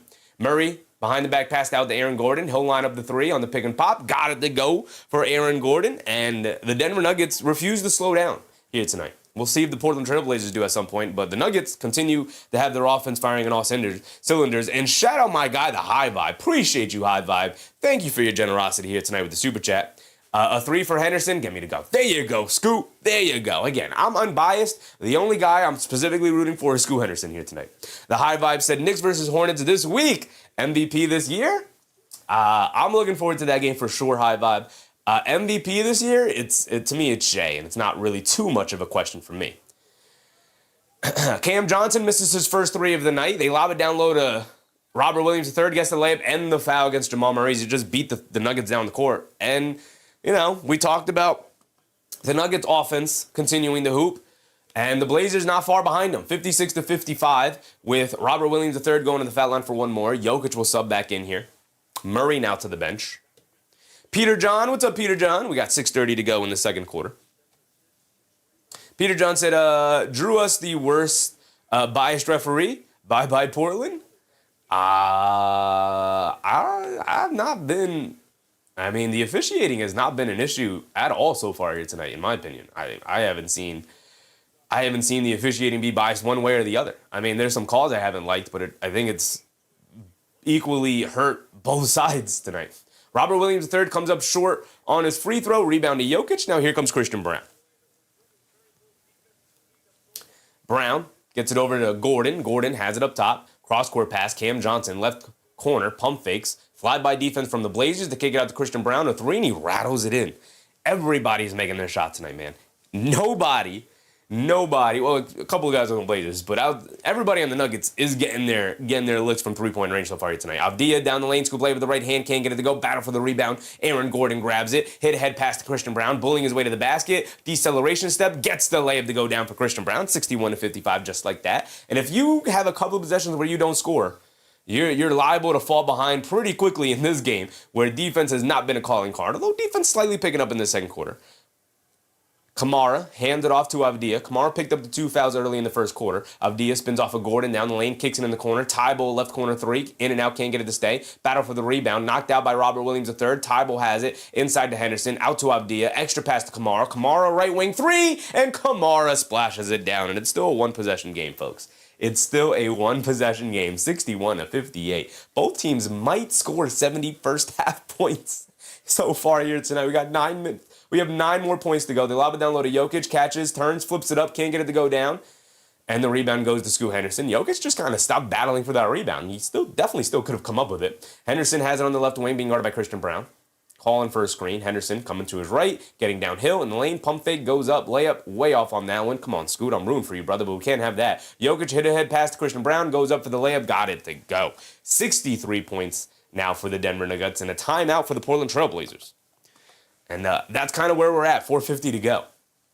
High Vibe said, East might be better than the West this year. I saw a record comparison. Adelman is awful. I don't know if Adelman is awful. Maybe he is. I don't know. Maybe I'm giving him too much of the benefit of the doubt for having a very talented team, but I don't understand not playing. I know Valanciunas has his defensive struggles, for sure. I'm with you. And the offense has not been great for him so far this year. Oklahoma City is off the injury report and return to action Monday versus Philadelphia 76ers. He missed the last 5+ weeks with a hamstring strain and is now back with 11 regular season games left to go. So J-Dub for the Oklahoma City Thunder finally making his return. Finally. Just in time to play the Knicks. Just in time to play the Knicks. You love to see it. Love to see it. All right. All right. Hopefully fully healthy Knicks versus fully healthy Thunder and we get a good game out of it. But as far as the East being better than the West, I don't even think it's much of a conversation. I think the East has just been far superior than the West so far this year. Far superior. I don't even think it's particularly close so far. Take a look at this. This is like not the greatest way of viewing it, but look at the play-in situation here. The 10 seed is 3 games over 500 in the Charlotte Hornets, and they're one of the hottest teams in the league. Shout out my guy, the High Vibe. He crumbled in 5 games in the playoffs against OKC. Nuggets should have won. Who crumbled in Game 5? Who was that? Nuggets should have won. Who crumbled? Who was that? Adelman, I mean. Oh, Adelman crumbled. Gotcha. Yeah, I could see that. I don't know. Maybe I'm in the minority. Maybe I just don't watch enough Denver Nuggets basketball. I don't feel like he's been that disastrous. But real quick, before I lose time for this point, again, the 10 seed 37 and 34, the 9 seed 38 and 33, the 8 seed 38 and 32. Like the play-in situation is ridiculous in the East.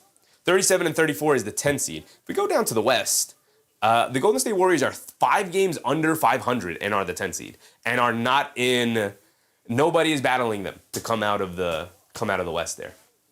It's not even particularly close. I mean, the Suns are 39 and 32 at least, but the 8 seed is 35 and 36. They're a game under 500.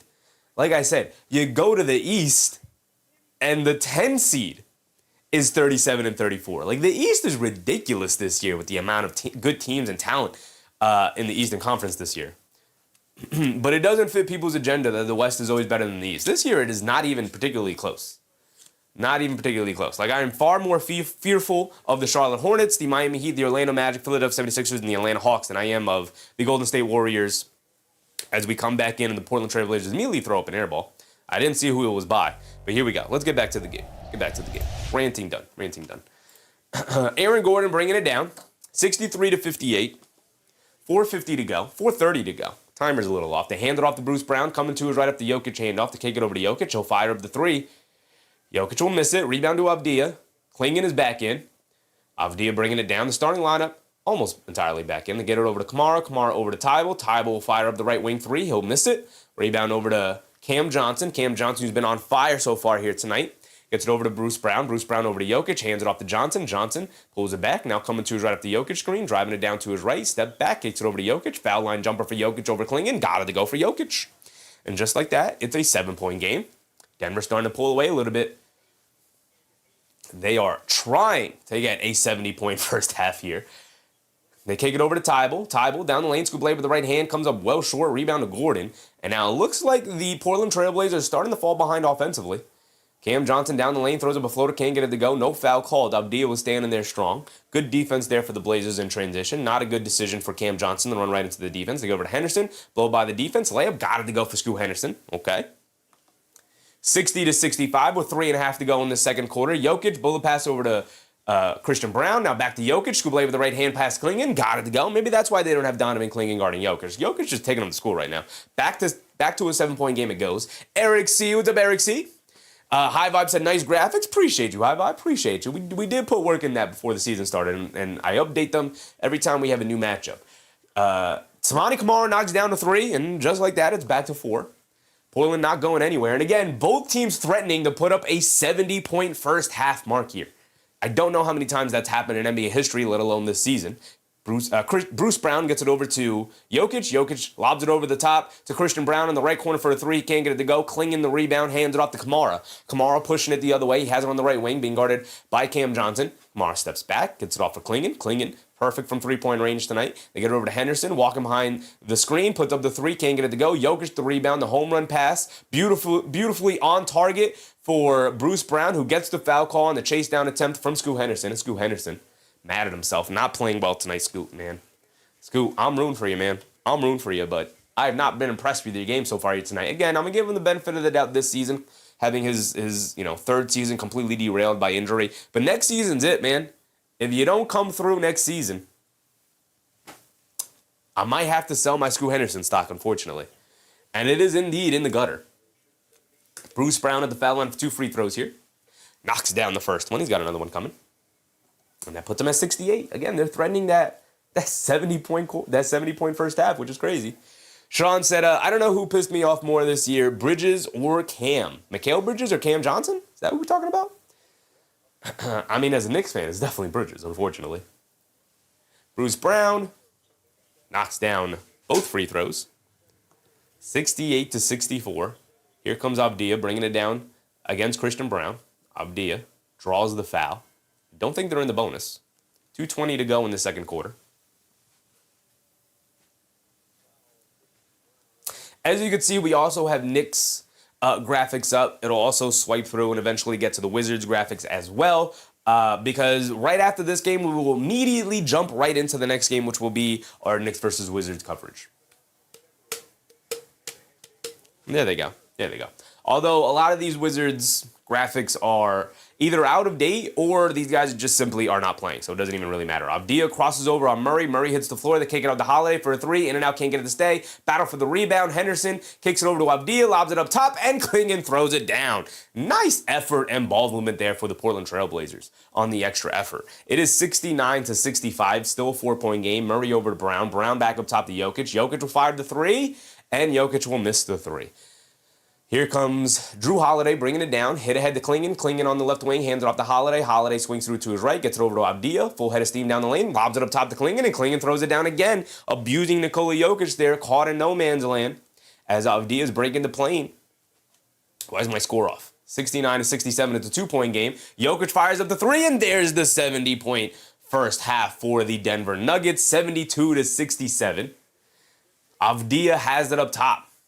Can we get 70 points for both sides in the first half here? Avdija coming off a screen, kicks it out to Kamara. Kamara back to Avdija. Gets caught in the air, leaves it off for Klingon. Klingon steps behind the three-point line, fires up a three, comes up short. His first miss from three-point range here tonight. Brown gets it over, Christian Brown gets it over to Jokic, back to Christian Brown. A left wing three for him. Too strong, can't get it to go. Avdija fouls Jokic. Somebody fouls Jokic down on the floor battling for that rebound there. We got a minute to go here as I never restarted the timer, and I apologize for that.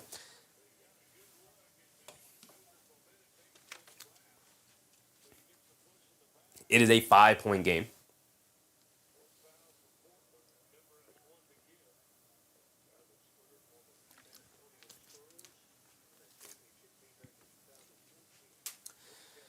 Gordon lobs it into Jokic. Jokic has it up top, being guarded by Klingon. He turns, fires the three, misses it wide, short and wide right. Rebound to Kamara. Here comes Holiday. 45 seconds to go.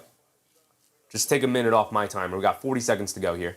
Avdija has it up top, being guarded by Christian Brown. Avdija dancing with it, crosses over to his right, trying to get his way to the basket. Eventually does. Scoop layup. Got it to go for Deni Avdija. 69 points for the Portland Trail Blazers. And they should have opportunity for one more score to get to that 70. I want to see both teams get 70 in the first half here. Murray bringing it down. He's being guarded by Holiday. Should be the last offensive possession here for the Nuggets to get over to Jokic. Jokic up top. Being guarded by Klingon. Jokic, no look past the Hardaway in the left corner for a three, draws a foul, and Scoop Henderson for 3 free throws. Scoop, man, I'm rooting for you, Scoop, but you can't have plays like that, big dog. This is the end of the quarter. Just put a hand up. Don't crowd the airspace of the jump shooter. Why are you leaning in? Why do you have your left hand on his hip?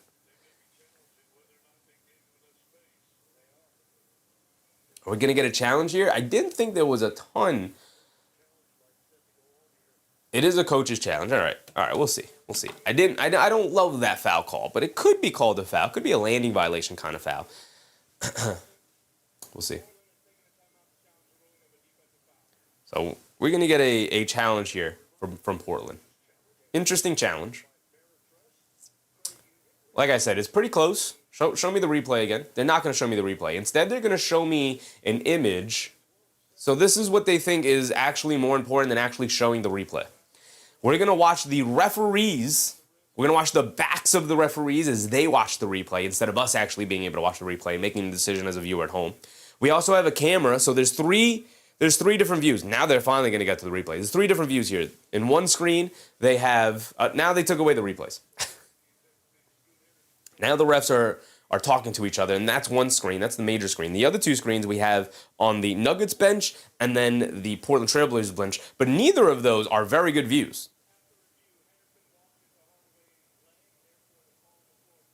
Call on the floor stands. Very, very quick.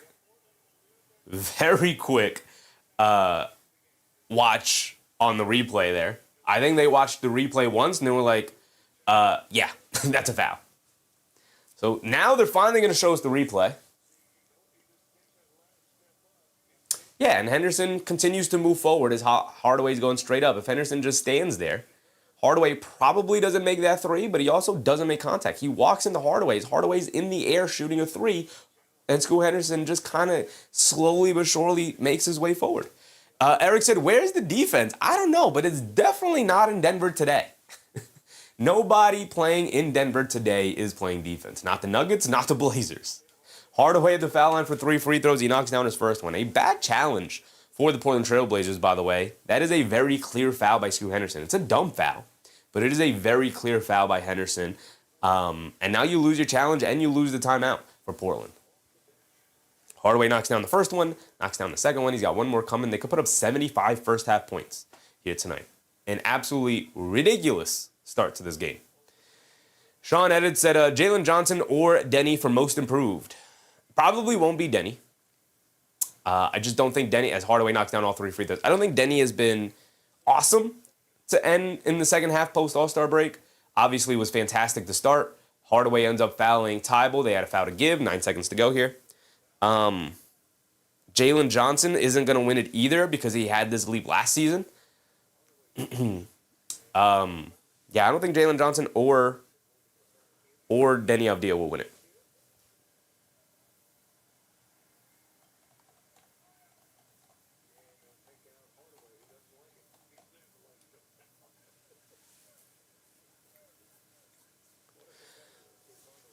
They get it into Avdija with 9 seconds to go. Avdija, give me one more score. I want both teams to have 7 points at halftime. It'd be hilarious. Avdija, the mid-range jumper, trying to draw the foul, doesn't get it. Klingon battling for the rebound, and that would be the end of the first half here. And Avdija, very annoyed and frustrated, not getting the foul call there. Bruce Brown mocking him with a little bit of a flop gesture, but also like kicking his feet out as he's walking back towards his bench. Kind of indicating that Deni Avdija is not looking to actually score the basketball, just trying to kick his legs out and flail to try and draw a foul on a similar jump shot that was previously called a foul on Scoot Henderson. But the difference is that Deni Avdija is dribbling into the defender and ultimately jumps in and towards the defender while the defender is just standing there, whereas before the Tim Hardaway Jr. jumps straight up while Scoot Henderson was inching closer towards the jump shooter. So Deni Avdija, I don't think, has a case there. So 75-69 is our first half score, an absolutely ridiculous halftime score. Again, I don't know. Sean said Nickeil Alexander-Walker. That's an interesting one right there. I think the case against it is usage. Usually they tend to not give the award to a guy who's always been really good, but suddenly with more usage gets significantly more stats. I do think he has improved, for sure. Not just saying, well, he's only played more. That's the reason why his stats are jumping up. He's definitely improved, for sure.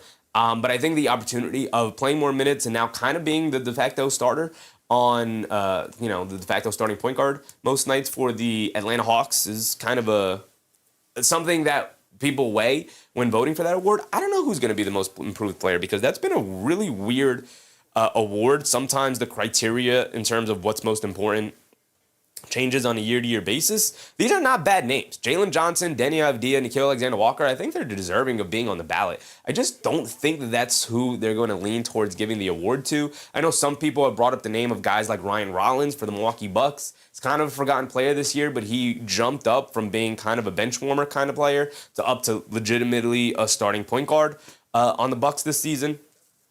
And, his name was brought up, but again, kind of forgettable season for the Milwaukee Bucks, so people might not vote for him. I don't know who.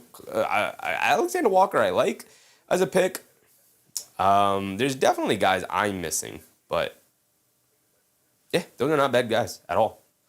Not bad picks at all. Yiz Nola, what's up, Nola? Who do you got winning?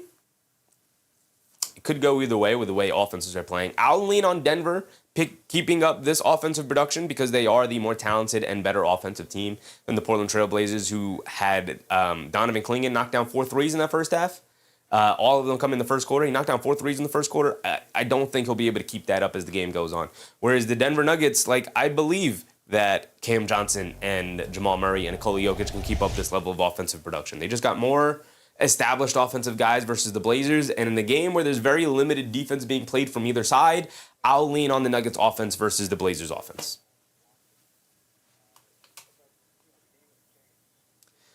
I should have left that there. Leave that like that. Actually, let me just make sure we're set up here properly. Yeah, so we're good there. All right. So we can't really go around the league. Can't really go around the league because this is the only game on right now. This is indeed the only game on right now. The Nets versus Kings is tipping off in about 5-ish minutes, 5-10 minutes here. We could keep an eye on this one, I guess, but this one doesn't have, I guess it's a battle of the bottom game. One of these teams has to win. Kings in with 18 wins, Nets in with 17 wins. So one of these teams has to win. The battle of the bottom is really interesting. My goodness. Take a look at the standings. Obviously, later tonight, we know we have our Knicks-Wizards game. And then we also have a game we'll keep an eye on. We won't get to see the end to it. Timberwolves versus Celtics is a fun one. But before we get to all of that, let's give a quick shout out to our halftime sponsor for the rundown. Appreciate our guys forever and always. Our guys over at Get Off My Lawn Records, man. Go check them out. Go check them out at getoffmylawnrecords.com. They are absolutely fantastic. Their band, the Jazz Destroyers, go listen to their music, see if it matches your vibe.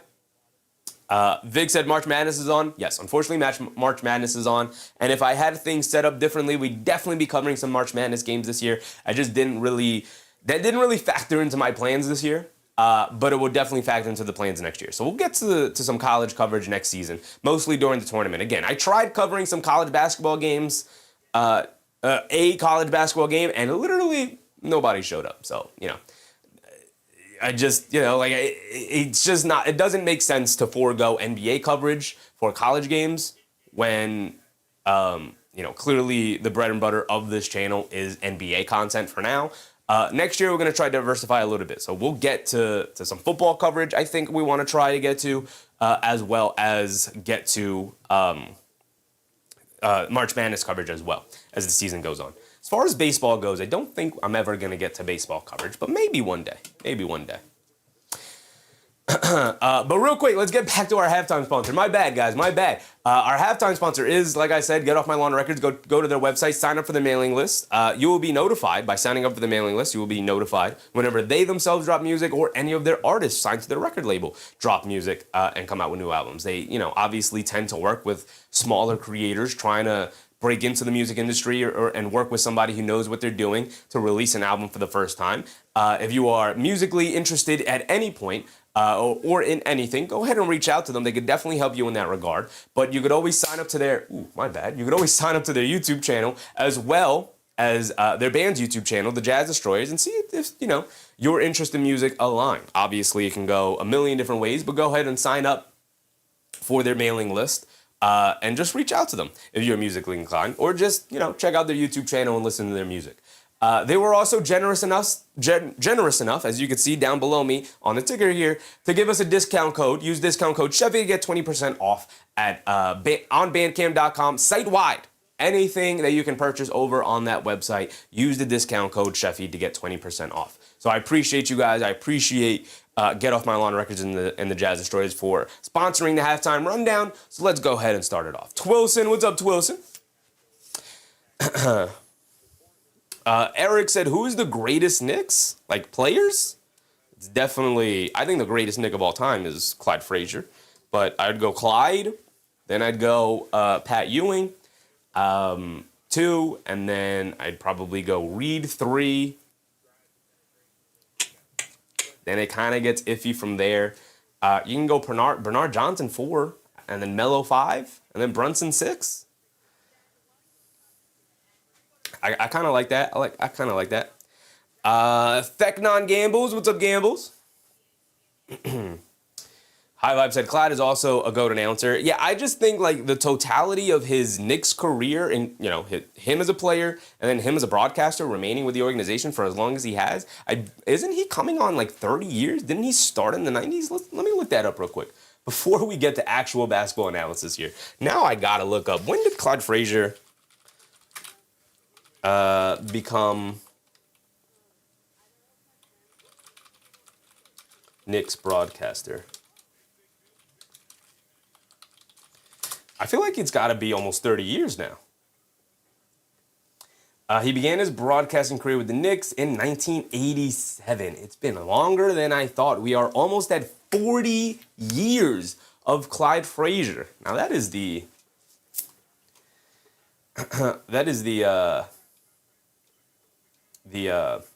what's it called? The AI answer. But I guess I could look at the All Clyde archives. Yeah, 1987 from the MSG archives. My goodness. Yeah, we're coming up on 40 years. 40 years of Clyde in the booth as a broadcaster. So, yeah, I think in totality, with that combined, to me, he's the greatest Knick of all time. All time. Sean said Bernard King. I had Bernard King on my list. And this is just off the dome, just thinking about it. I got Clyde 1, Pat 2, Willis Reed 3, Bernard 4. I mean, Willis Reed, captain of the Knicks, won 2 championships with the Knicks. So I got to give him the edge over Bernard King, even though I think Bernard King probably a better singular player than Willis Reed. I got to give Reed the slight edge over Bernard. And unfortunately, Bernard dealt with the injuries as well. I muted myself. I'm good. Am I muted to anybody else? On way up. Can anybody else hear me? Is my mic muted? Yeah, I got Bernard 4, Melo 5, and then right now Brunson 6. I'm good. Thank you, G4. Thank you, G4. You might have to refresh your stream one way up. I don't know what to tell you. Eric C said, no Melo. I got Melo 5. I got Brunson 6. Brunson right behind Melo right now. Brunson, though, I don't know. It might just be... I think Melo's a singularly better player than Brunson, but Brunson has definitely helped the team and the organization and led the team and organization to more success. So, using my Willis Reed rationale for over Bernard King, I might end up using that rationale for Brunson over Melo.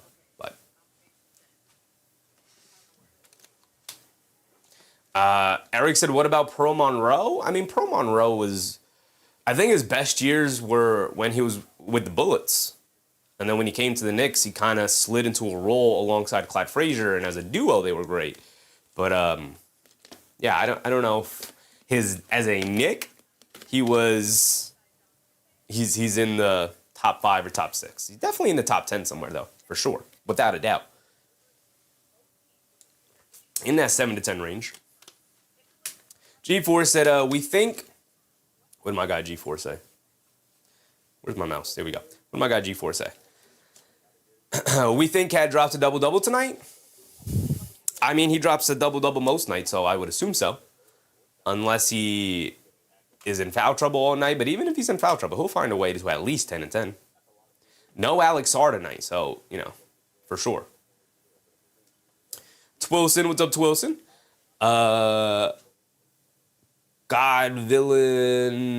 Villanette TV? What's up, TV? What's up, Villanette TV? Bill? Can I call you Bill? CJ Trent and Melo's the baddest in the league. I mean, maybe. What's up, CJ? How you doing, brother? I'm doing good. We got a doubleheader in store for us tonight. First half was an absolute offensive explosion, which, by the way, let's pull up the box score at least so we can talk about it before we get to the start of the second half here. Foongpei, what's up, Foongpei? Slapped you like because you don't ban Şengün fans, so I know I'm fellow Şengüners. Şengüners is a crazy name to give the fan base for Şengün. That's crazy.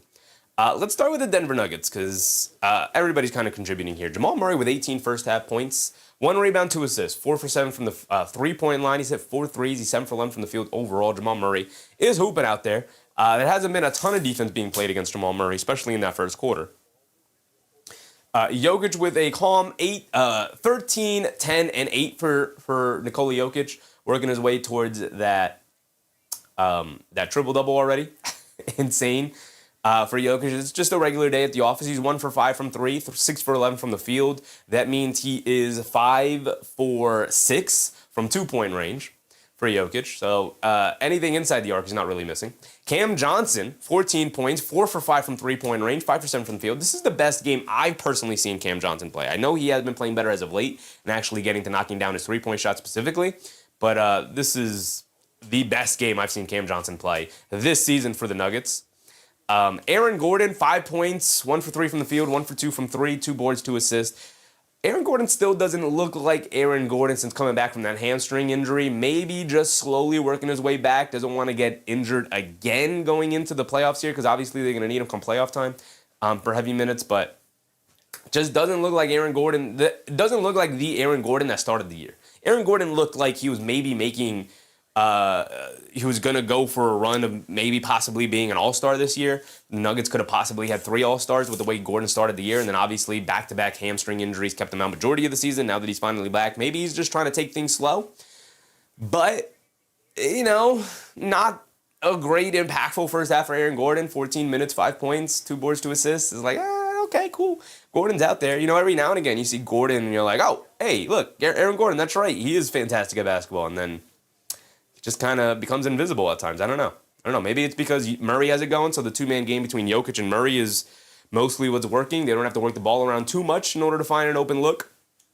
So maybe that's the reason why Gordon's kind of taking a bit of a backseat here tonight. But overall, Gordon, not super impactful. Christian Brown with 7 points. He's doing a good job of running the field. He's knocked down a 3. He does have, a rebound? He does have 1 assist, no rebounds for Christian Brown. Similarly, between Gordon and Christian Brown, they are the kind of defensive stalwarts of the Denver Nuggets starting lineup in terms of, Johnson is an okay defender, but not a great defender. Jokic is not really a very good defender, especially now in his 30s. He's kind of getting worse at it. Was never very good and has only gotten worse. He's not terrible, but he's definitely not a good defender. Murray is at times an average defender, at times a below average defender. So really you're counting on Christian Brown and Aaron Gordon to hold up your defense. And there has not been good defense played here today, as evident by the halftime score, 75-69. And so you're just not really kind of feeling the presence of Gordon and Brown out there too much. As far as off the bench, no Jonas Valanciunas. I don't know how many games in a row it's been. I know it's at least the second game because I checked their box score for the previous night, and Jonas Valanciunas was a DNP-CD. If you don't know what that means, it means did not play, coach's decision, which means you were a healthy scratch. You got 0 minutes despite being fully healthy and available to play. So that's not a good look for Valanciunas, who's now out of the rotation, it seems like. For the Denver Nuggets, they're going with Spencer Jones as their backup big man. And Spencer Jones is 6'7", 6'8". Now, he's a big, stocky, strong dude, but not really working out for them, especially on a night where you're playing a very big Portland Trailblazers team between Donovan Clingan and Robert Williams III as the backup big. So, my goodness, Jeez Louise, this broadcast is terrible. We missed the first 30 seconds of the second half because they had to sneak in as many commercials as possible. My goodness. We don't even get to watch the start of the second half. We're already into it. Jeez, man. Murray throws it down low to Gordon for a 2-handed slam, just as I was talking about it. Sean said Jokic might be cooked on getting another ring. They could still do it for sure. They could win a ring this year. I don't think it's out of the question they could still win a ring. People thought the same thing of Dirk Nowitzki before he went on a generational run and pulled the Dallas Mavericks team to the finals and won a ring for the first time. Jokic could still do that.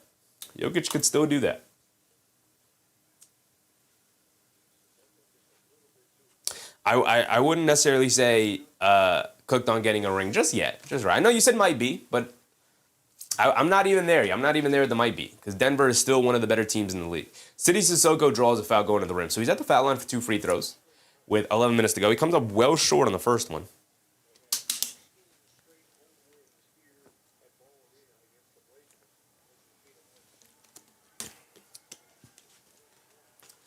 City Sissoko misses 2 free throws. And the Portland Trail Blazers still have yet to get 70 points. Denver threatening to pull away here. They're up by 8. Obviously, still a ball game, not out of it. But Portland's gonna have to take up the defensive pressure here, or find ways to keep up offensively, as very little defense is being played. Maybe they're gonna start locking in here. Jokic will fire a right wing 3 over Clingan off the back rim, can't get it to go. Holiday the rebound. They finally put Kamara on Murray, which is the matchup I would have went with. Deni Avdija draws the foul, putting his head down, going to the rim. He's going to go to the foul line for 2. There you go. Get to the foul line, get some easy ones. Sissoko missed 2, so hopefully this one goes. Villanette TV. I said, Shulich Sefi, appreciate the play-by-play at work listening in. Appreciate you, Villanette TV. Appreciate you, man. Appreciate you. Thank you for that. Thanks for hanging out with me tonight. Avdija knocks down the first one. He's got another one coming. And there's the 70-point mark for the Portland Trail Blazers here. Avdija goes 2 for 2 from the foul line.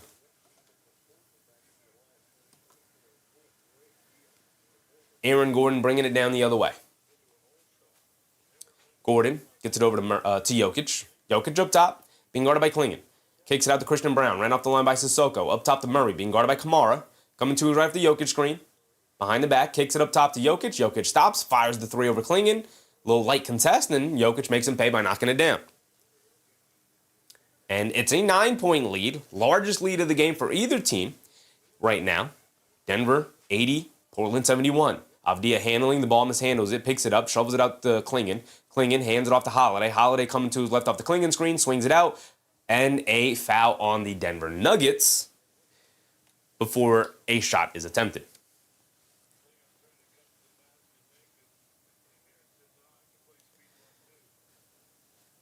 Gordon up to 7, Johnson 14, Jokic 16, Murray 18, Brown 7. For the Blazers, Klingon leading them in scoring with 16. Not the greatest indication that Klingon's their leading scorer. They get it into Avdija, they kick it out to Sissoko, pass fake, he'll take the lane up top, Holiday, an open three. It's good movement right there, but Holiday can't knock down the three. Rebound to Jokic, and Jokic gets it over to Jamal Murray, bringing it down. Murray has it up top, being guarded by Kamara. This is definitely the matchups I would have went with to start the game. Instead, I think Coach Tiago Splitter tried to get funky with it as they lob it down low to Gordon. He draws a foul on Sissoko there. Coach Tiago Splitter, tried to get a little funky and fancy with his defensive matchups to start the game by putting Kamara on Jokic and Holiday on Murray.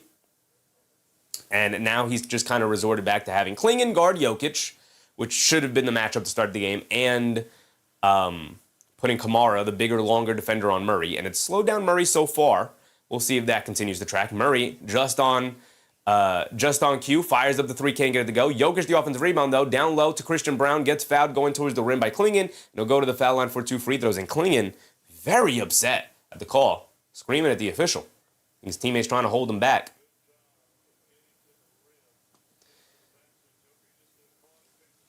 But I will say, so far, Portland's defense, aside from not being able to pick up a couple of rebounds there, so far I like their defensive matchups in the second half significantly better than the first half.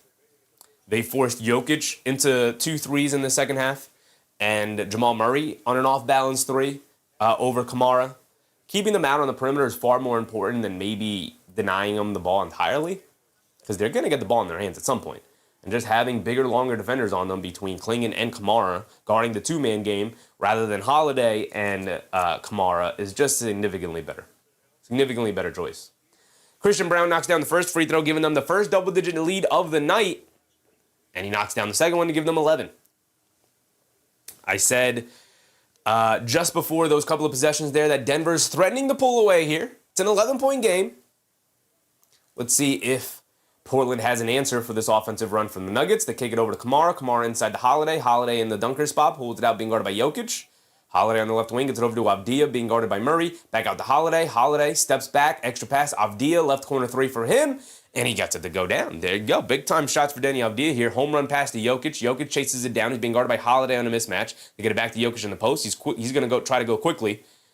Now they kick it to Gordon. Gordon, a trailer as the 3, got it to go. Answers right back with a 3-point shot of his own, 85-74 with 8:40 to go in this third quarter. Kamara, being guarded by Cam Johnson, gets it out to Klingon, back out to Holiday. Holiday, coming to his right, kicks it over to Klingon. Klingon, extra pass to Avdija. Avdija, another open 3, the daring him to shoot. He misses that one, wide left, rebound, Koreans out to Christian Brown, and he gets over to Jokic. He'll bring it down, being guarded by Holiday. Hit ahead to Cam Johnson. He'll fire a deep left wing 3, and he'll knock down a deep left wing 3, and Denver's offense has yet to stop going, while Portland starting to fall behind here. And a timeout for the Portland Trailblazers, trying to figure out a way to get back into this one, man. 88-74, a 14-point lead has opened up for the Denver Nuggets now. Gordon knocks down a 3. Cam Johnson continues his hot 3-point shooting here tonight. 17 for Johnson, 10 for Gordon. Christian Brown with 9. He's the only starter yet to hit double figures, but he probably will at some point here. And they have Peyton Watson coming back off the bench. Peyton Watson, welcome back for Peyton Watson. He's got 7 points, so they might have 6 or more players getting into double-figure scoring here tonight, whereas the Portland Trailblazers starting to struggle offensively. I mean, they had fantastic shooting to start the game. Klingon knocked down. As a matter of fact, let's open up the box score again. So these are the team stats.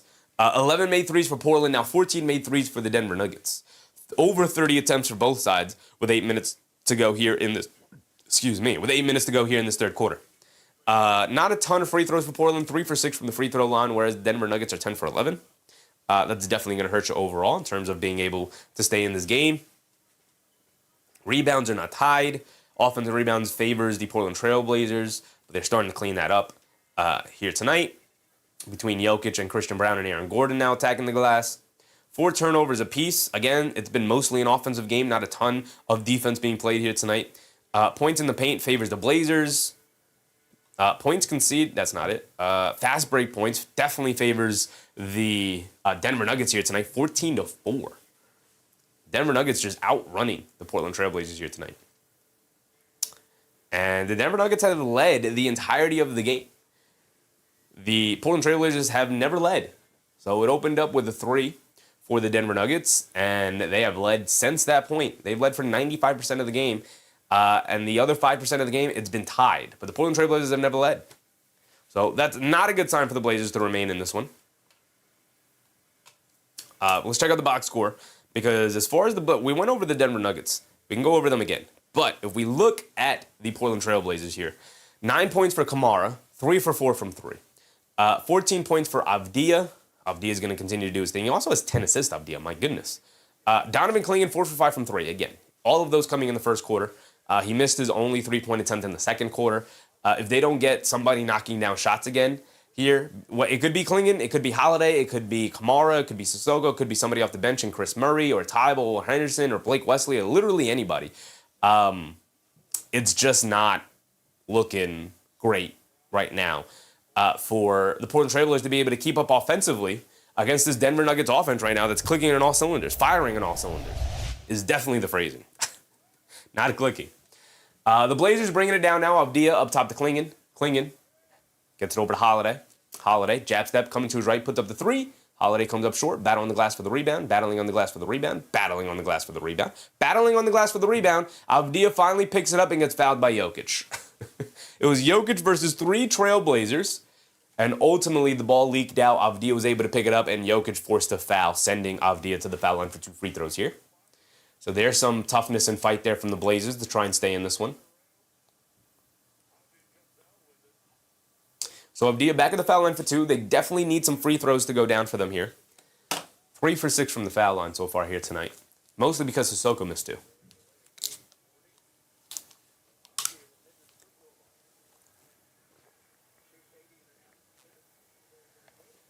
Deni Avdija misses a free throw. I just talked about being able to knock down free throws here, guys. What are you doing? What are we doing?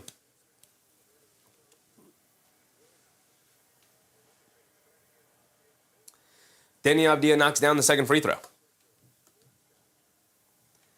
Jamal Murray bringing it down against Kamara. Murray gets it over to Jokic. Jokic fakes the handoff, keeps it. They get it down low to Gordon. Extra pass to Murray. No dip 3 in the left corner. Can't get it to go. Rebound to Avdija. Avdija pushing it the other way. It's a 13-point game. There's no 13-point shot in basketball. You're going to have to chip away at this lead if you're going to make this comeback. Holiday up top. Swings through to his right off the Clingan screen. Kicks it up top to Clingan. Clingan will stop and pop the straightaway 3. Clingan misses that one. Avdija tips the rebound out to Holiday. Holiday catches. Pump fakes. Christian Brown does a good job recovering. Holiday's going to drive it down now. Kicks it out to Tybal. Tybal extra pass to Kamara. Kamara in the dunker spot. Has nowhere to go. Kicks it back out to Tybal. Now over to Avdija. Swings through down the lane. Runs right into Jamal Murray. And an offensive foul on Deni Avdija. Deni Avdija objecting to the foul call. But Avdija definitely came into Jamal Murray with his arms, trying to draw the foul. Went right into Jamal Murray's chest and neck and face area. And that's a very clear offensive foul on Avdija. I don't even understand really what the argument is. But here come the Nuggets. Jokic hits Murray coming back door. Murray, lefty layup, gets fouled. No foul call. I'm sorry. It definitely looked like a foul call from this angle, but no foul call. Murray hit the floor hard. To 5-on-4, you got to get an open look. And they don't.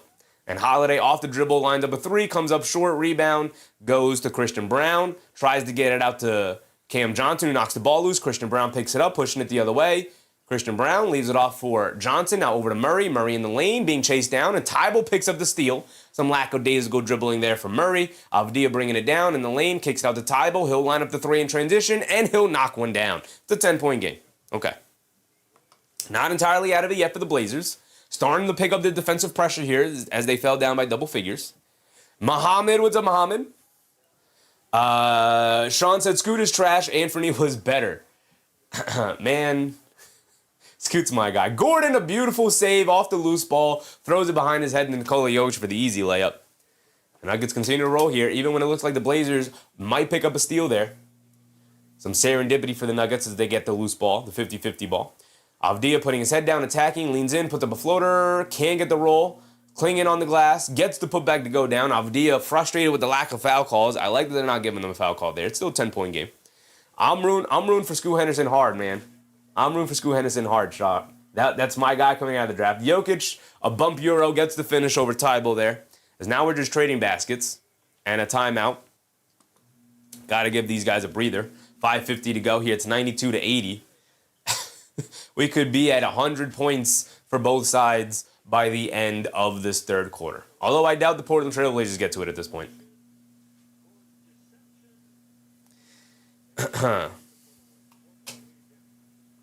Muhammad. What's up, Muhammad? How are you today? I'm good, brother. I'm good. How are you doing today? How are you doing today? A sports-filled weekend for sure with the tournament going on. Angel A1 Jerome. What's up, Angel? Most of these games towards the end of the season are low scoring. Gameplay has tightened up some. Most defense for the most part. More defense for the most part. I mean, this definitely isn't the game for that. This has been a high-powered offensive game here tonight. Army in F. What's up, Army? I got Denver minus 4.5 over 160.5. I mean, we're definitely past 160, right?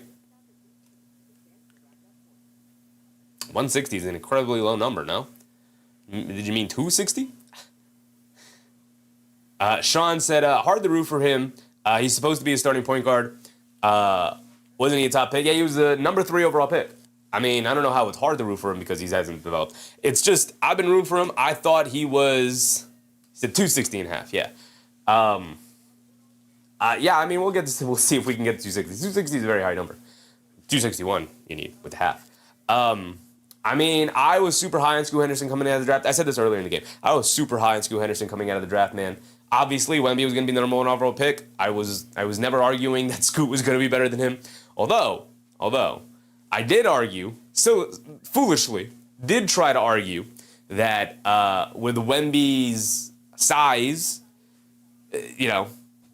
taking the risk on the 7'5" guy staying healthy for his career definitely made me nervous.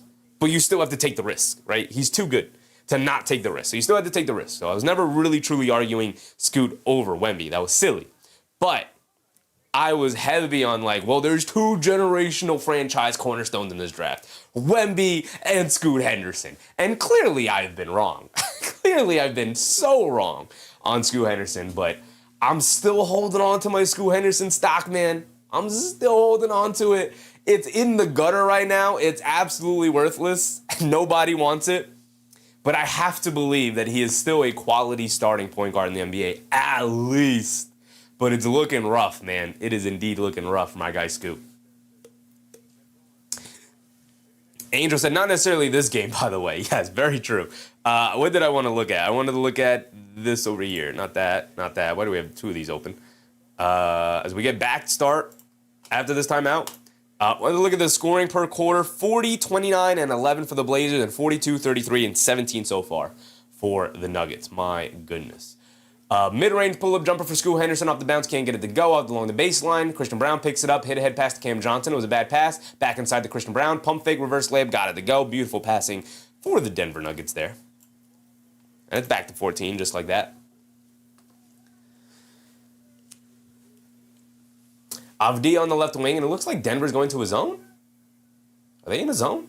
No, they're still man. Avdija coming to his left off the Robert Williams screen. They kick it out to Tybal. Tybal down the lane, throws up the floater. Off the back rim, can't get it to go. Rebound to Jokic. Quick outlet to Christian Brown, and the Nuggets are now getting out and running as Christian Brown bump Euro down the lane. Scoop layup, got it to go for Christian Brown. Going right through the chest of Scoot Henderson, and then laying it up and in past the chasing defense of Tamani Kamara there. And it's a 16-point game, largest lead of the game. Christian Brown jumps the passing lane, gets the steal on Avdija to the rim. Scoop layup, got it to go for Cam Johnson. And is that another timeout? No. They just came off a timeout, so they're not going to call another one. And now it's now an 18-point lead for the Denver Nuggets. They're 1 basket away from a 100-point through 3 quarters. A 10-2 run for the Nuggets here. Now defense leading the offense as the Blazers' offense is starting to sputter after a hot start to the game. Scoot Henderson gets it out to Kamara. Kamara attacking, stopping, turning, spinning. Kicks it out to Henderson. Henderson up top. Bullet pass inside to Robert Williams. Inside to Kamara. Flips it up at the rim. Gets it to go past Jokic. Jokic not much of a rim defender. So once you get into the paint, you're pretty clear to just throw it up there. Jokic doesn't usually give a too great of a contest. Christian Brown has it up top, being guarded by Scoot Henderson. Brown gets it over to Jokic. Jokic up top. Jokic with Kamara switched on to him now. Gets it over to Murray. Murray in the paint. Pump fake down the lane. Layup. Got it to go. He went right past Tybal and finished over the outstretched reach of Robert Williams III. 2 good defenders, and yet Murray able to get the finish after pivoting off of them anyway. 18-point game. Deni Avdija crossing over off a screen. Lobs it up top, and Robert Williams III somehow able to guide it through the rim, tipping it up and in. Jokic off the inbound, quickly pushing it the other way. It's going to go right through the chest of Avdija for the easy layup. And some terrible defense for the Portland Trail Blazers, who are just not getting back defensively. This is an absolute, one of the worst defensive efforts I've seen from a team. And it's crazy because the Portland Trail Blazers are a pretty good defensive team, and they have good defensive players out there. Avdija sneaks in and gets a floater to go. The Nuggets, we know, can be iffy defensively. They're not bringing the effort required to be a good defensive team so far here tonight. But do they really have to? When the Portland Trail Blazers are this bad on this end of the court, their offense is just humming. They're getting whatever they want. Cam Johnson coming off a Jokic screen. He's going to pull it out. He's being guarded by Robert Williams III. He's going to pull it all the way out with Robert Williams III switched on to him. This is not really the matchup I'd love to go to. Cam Johnson driving it to the rim, draws the foul on Tybal, just reaches in there. Silly reaching. He had no business reaching in there. John said no Jeremy Grant today. Jeremy Grant is good, but not this good. Not this good. He's not making up for this poor defensive. He maybe could have helped the Blazers stay in it offensively, for sure. He averages 18 a game. They're absolutely missing those 18 points here tonight. Another release valve for this team, but, with now their offense sputtering in this quarter. But I don't know how much he's helping them defensively. Another big long wing is always going to help defensively for sure. But the effort is just not really there for the Portland Trail Blazers here tonight overall. Side out of bounds for the Nuggets here. They hold on to an 18-point lead. A 16-point lead. I can't do math. 16-point lead. Ahmed, what's up, Ahmed? Sean said Portland has improved this year, but they're not playing like it. Not tonight, yeah. I mean, we've seen a couple of Portland Trail Blazers team this year as Christian Brown gets it on the rim, kicks it out. Watson is back in, pump fake, relocation 3, can't get it to go. Robert Williams III gets it over to Chris Murray, who'll bring it down. Yeah, we've watched a couple of Portland Trail Blazers games this year, and I've always been impressed with their effort, and I've just not been impressed with it so far here tonight. I think it's been a pretty brutal effort all around from most of their guys, especially defensively. Scoot Henderson off the Robert Williams III handoff, has it in the paint, draws a foul. Foul on the floor. A little reach-in foul. 2:16 to go here. Army said need Jokic to get 30 points too. Jokic with 22, 13, and 12. We'll see how close this game is going to the fourth quarter and see if they need Jokic's services in that fourth quarter. He'll probably play, but we'll see.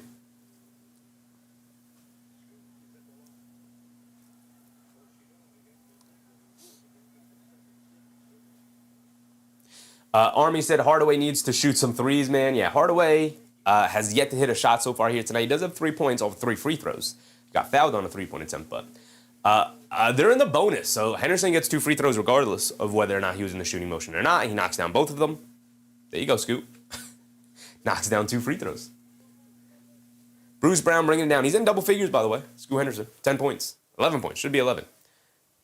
They get it over to Hardaway. Hardaway back to Bruce Brown. Bruce Brown down the lane. Stops. Pump fakes. Kicks it up top to Hardaway. The straightaway 3 for Tim Hardaway. Tim Hardaway remains an offer. Remains without a field goal here. Army said over 1.5 3-point makes for Hardaway. I hit almost all. Night props before halftime. Blake Wesley pump fakes out of the left corner, drives it in, pump fakes again, tries to step through, kicks out to Robert Williams III. He's going to pump fake from 3. Jokic not going for the pump fake. Tries to kick it out to Scoot Henderson. Ball gets knocked out of the air. Henderson able to pick it up anyway. Throws it with the floater, comes up short. Payne Watson the rebound, and then gets fouled. 1:40 to go in this third quarter. Army said, I can already see it's going to be Hardaway that screws it up. Yeah, he is, despite everybody being able to make shots on the Nuggets today, Hardaway, one of their flamethrowers from 3, absolutely does not have it going. Not tonight. Not tonight. But who knows? He can get hot in a hurry, and maybe in a fourth quarter in a blowout, he can just get a couple of shots up and knock down at least 2 or 3 threes. That's the 4th foul by Henderson, who's in foul trouble. Man, he is struggling. I was hoping to maybe being able to tune in to Henderson for the first time this year, and an offensive foul on Christian Brown. Trying to set an off-ball screen, just runs over to the defender. So the ball back to the Blazers. In a 14-point game, they're not out of this. Portland's not out of this. Denver went up by as many as 18 points, but it's only 14 points right now. Another score, a 2 or a 3, 12 or 11. Not out of it yet. 1:30 to go in this third quarter. They get over to Blake Wesley. Will line up a 3, comes up short, fight for the rebound. And it's out of bounds off of Robert Williams III. Amy said, I hope Portland's got to keep this somewhat close, though. They do. It's a 14-point game, so it's somewhat close. Somewhat close. It still fits that description. It's somewhat close, despite Denver having the entire, having all of the momentum right now. Jokic hands it off to Hardaway. Hardaway down the lane. Hardaway gets it over to Jokic. Jokic gets it out Hardaway. Hardaway gets a good look from 3, and Hardaway knocks down his first 3. There you go. But invariably, Hardaway gets the 3-point shot to go down, but he also extends the lead for the Denver Nuggets. So we need Portland to pick up their offense here. Blake Wesley in the paint pulls it back out on the other end with the Nash dribble, kicks it over to Chris Murray, coming to his left. Bruce Brown jumps the ball handler, kicks it out to City Sissoko. Bruce Brown going for the steal, leaves Sissoko open in the corner. They'll dare Sissoko to shoot threes all night, but a 3 for a 3 keeps it at a 14, so it's somewhat close still, somewhat close. Payne Watson gets it over to Jokic. Jokic being guarded by Robert Williams III. Sidestep 3 for Jokic, throws up an air ball. And Holiday saves it from going out of bounds. And the Portland Trail Blazers will bring it down with 30 seconds to go, as I never restarted my timer. I apologize. 30 seconds to go here. Holiday up top being guarded by Watson. Pulls it out. In and out dribble, coming to his left. He's open. Leaves it off for Robert Williams III. They leave him open from 3. He'll fire it up there. And he'll miss it. Why are we doing that? Fight for the loose ball. Hardaway knocks it in the air. Christian Brown had it. Lost it. But that's because he's fouled. And they're in the bonus. That's 2 free throws for Christian Brown with 13 seconds to go. Sean Edit said, don't understand trading Michael Porter when Hardaway will shoot anything as well. You don't understand trading Michael Porter? They traded Michael Porter mostly for money. It allowed them the opportunity to sign guys like Hardaway. So they signed Hardaway in part because they traded Michael Porter Jr. away. So you get another good three-point shooter in Cam Johnson, who's had a very disappointing year, don't get me wrong. But they figured between Cam Johnson and Tim Hardaway, they could replicate the things that Michael Porter Jr. was providing. And I think for the most part, they've been somewhat correct on that gamble. It also allowed them to give Valanciunas an actual backup center for Jokic, despite him now suddenly being out of the rotation after being in the rotation all year, which is weird to me. Although I don't tune into Denver Nuggets basketball every single night, so I'm not entirely sure about that. But, they needed more space. And Michael Porter Jr., as they lob it up top to Robert Williams III. Nice pass from Blake Wesley. And a full 3-quarters court heat for Christian Brown comes up short. And it's a 14-point game going into the fourth quarter, so not out of it yet. We're not out of it yet. 260.5 is still going to take high-caliber fourth-quarter offense. Yeah, we are sitting at 200 points, so we need 30-point quarters from each side here, pretty much.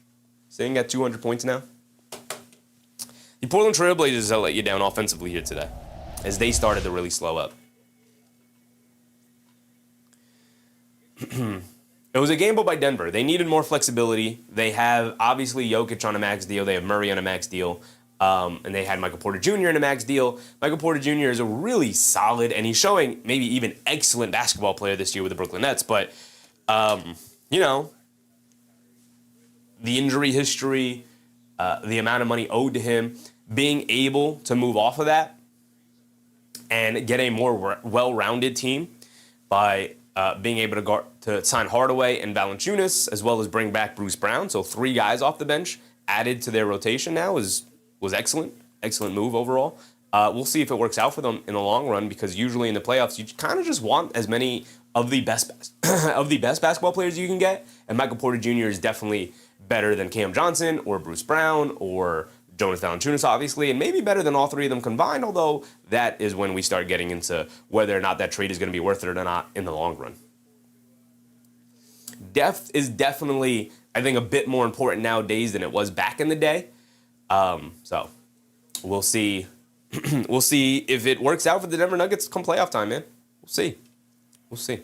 The Nets and the Kings, battle of the bottom, sitting at 36, tied at 36. Now the Kings take a 2-point lead. Killian Hayes is out there. Look at that name being brought up. Look at that name, Killian Hayes. Whoa, whoa, whoa.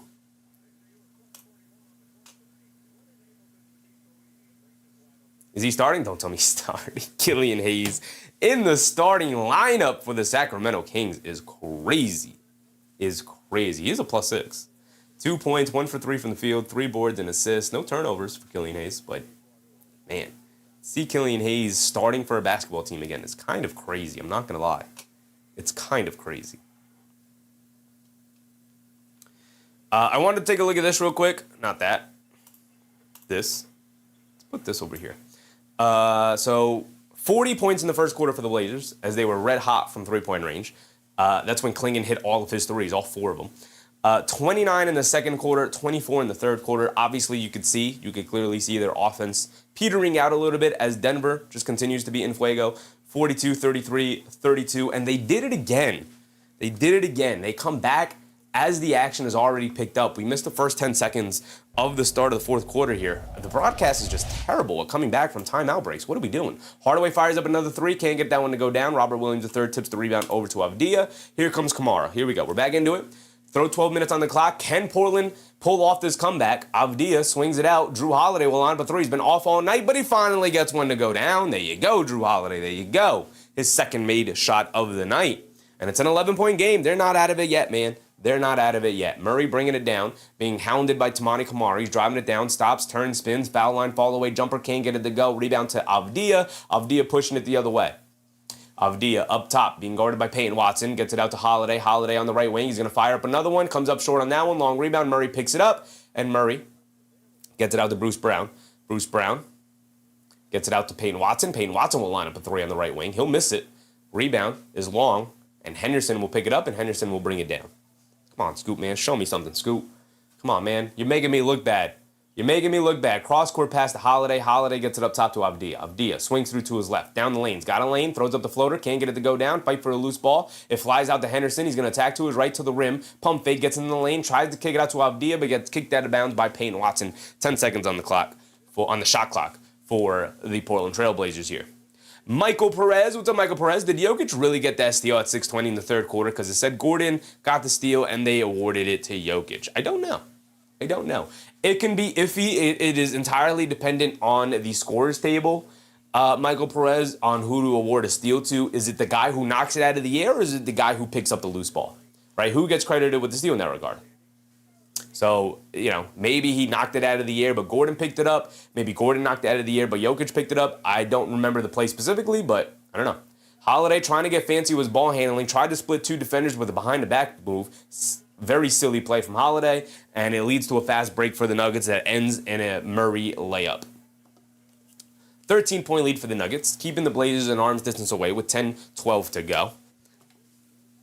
Avdija kicks it over to Henderson. Henderson coming down the lane in the paint, leans in, gets blocked, and rebounded by Hardaway. Hit a head pass to Murray. Murray throws it over to Bruce Brown, and Bruce Brown easily lays it up and in. Another fast break score for the Denver Nuggets, and the lead is back up to 15.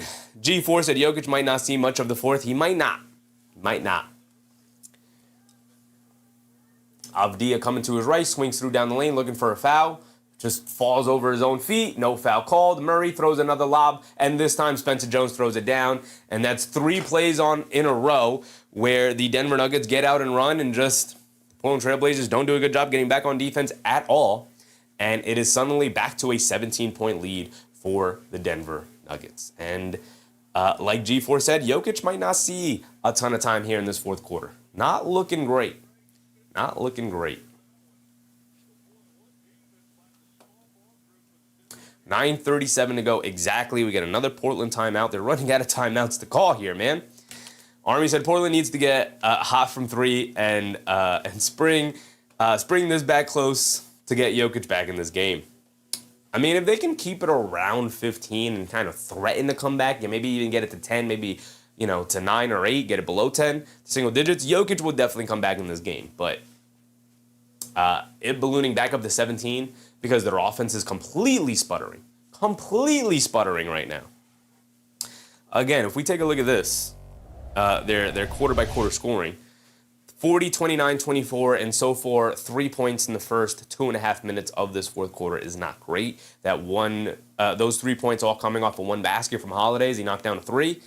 And all 6 points of the Nuggets have come out on the fast break. Easy layups on the fast break, so.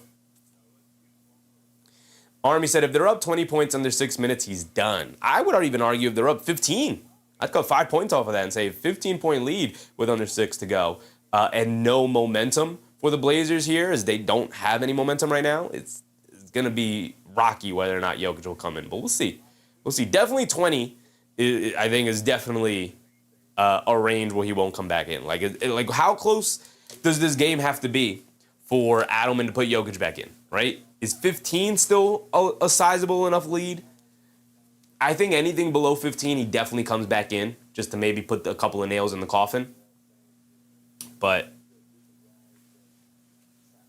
I don't know. The Portland Trail Blazers sputtering right now. 17-point deficit. Army said, I have 2 separate parlays. One, he needs 25 points, and one, 30 on the other. Yeah, he's got, 22? So he needs to come in either way, right? Either way, he needs to come in. Jokic sitting with 22, 13, and 13. So, yeah, need Jokic back in there.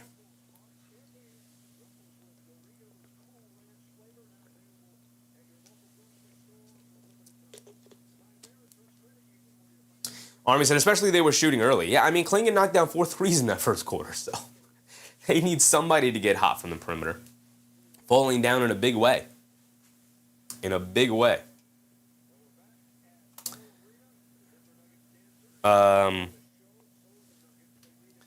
The Portland Trail Blazers are killing them in the possession battle, and that's usually a good sign. It has not been a good sign here tonight. Avdija swings it out. Henderson catches, pump fakes down the lane to the basket. Lefty layup, gets it to go. There you go, Scoop. There you go, Scoop. Love to see Scoop thrive. Back to 15 it goes. Jamal Murray bringing it down, being guarded by Holiday.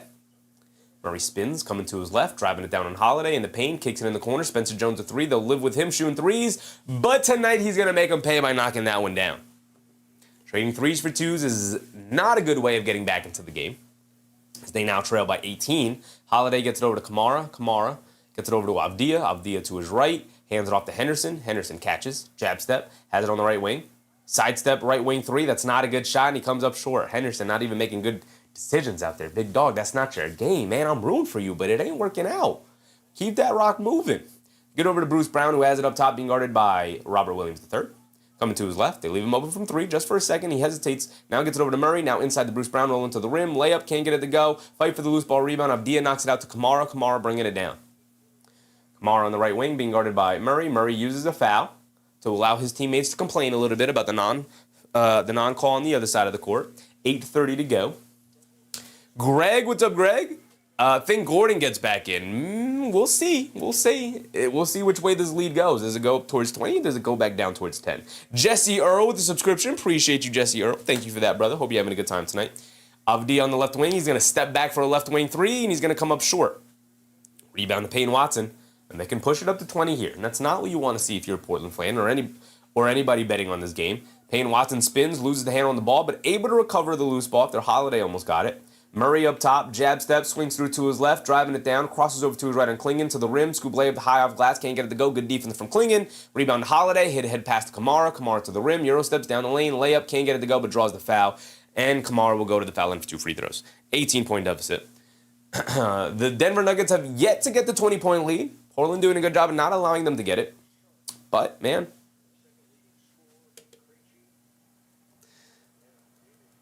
Army said harder, way harder to get that second 3 for Hardaway.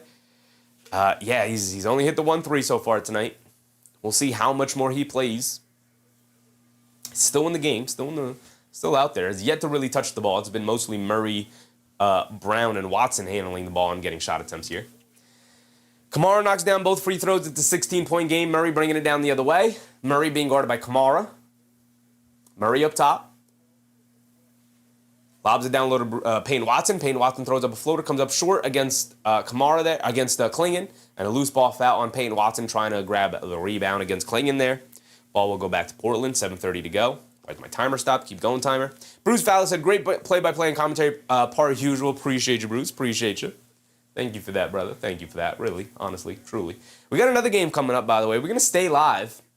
We got Knicks Wizards coming up right after this. Avdija spins in the lane and gets the foul call on Jamal Murray. Jamal Murray immediately raises his hand and says, yep, I fouled him. I hacked him. I'm going to send him to the foul line for 2. 7:30 to go. It's a 16-point game. Avdija can cut it to 14. That's a good sign if you're betting on this game because you want your guys coming back in. Although Hardaway has barely touched the ball for my guy Army down there. Said, sorry I used voice text and now get time to type. I know that crap. You're good, Army. You're good. There's a ton of people who put comments in the chat, and I got to try to decipher what they mean, either through typos or maybe even some people using voice to text, whatever. But YOLO, WYOLO. I just hit big. Thanks, Murray. There you go. Avdija knocks down both free throws. It's a 14-point game. Not out of it yet. Not out of it yet. Can Portland pull off this comeback? Will we see Jokic get back into this game at some point? Portland is definitely taking up the defensive pressure here. Murray attacking to his right against Kamara. Down the lane, loses the handle, picks it up. Inside pass to Jones. Jones kicks out to Payne Watson. A deep straightaway 3. He misses it long. Clinging the rebound. Quick outlet to Avdija. Hit a head pass to Kamara, who settled for the pull-up left wing 3. Comes up wide right and well short. Barely grazes the rim. And the Nuggets pick it up, and Bruce Brown has it the other way. And a timeout for Denver. Want to talk a couple of things over. I wonder if you see Jokic come back into this game. Nope, it's not a time. Is it a timeout? It is a timeout because I think Payne Watson lost a shoe, so they called a timeout so he can get his shoe back. So we're going to get a stoppage in play with just under 7 minutes to go here. So let's take our timer down so that we're perfectly lined up. Ahmed said, man, I'm concerned about the game tonight against the Bullets. Like I said last time, we always struggle with whack teams. Yep, I really don't know what to make of tonight's game. I really don't. The Knicks should obviously have an easier night against this Wizards team, but I will say this Wizards team just played the Oklahoma City Thunder the other night, and it was a close game through 3 quarters. So I expect this to be a hard-fought, well-played game through at least 3 quarters. Hopefully not, but at this point, I'm going into these games with the expectations that the Knicks could lose these. They could lose this game against the Wizards. I could definitely see that happening. Which, I wouldn't necessarily say is concerning, but it's not, the greatest sign that I'm not confident going in playing the Wizards G League team. Daniel Berry Sports, what's up, Daniel Berry Sports? Eric said it's over. It might be over. I mean, it's a 14-point lead with 7 minutes to go here, but you never know, man. This is why you play the games, and this is why you don't turn them off early. If this were a 20-point lead, I'd agree with you. But a 14-point lead, not out of the realm of possibility that the Blazers get hot from the perimeter and get back into this one, especially if the Nuggets start resting on their laurels here, as it seems like they have these last couple of possessions, not getting after it defensively, not getting out and running the way they did. So, we'll see. Christers, what's up, Christers? I need Jokic to come back, $200 on him to get plus 50.5. What is Jokic sitting with now? I know he's got the triple-double.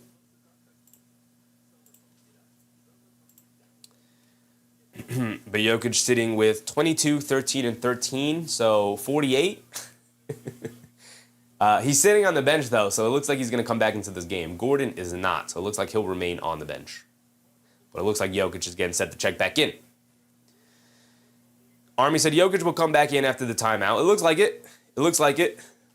As we are now checking back into the game. 14-point game. We'll see which way this goes, man. We'll see which way this goes.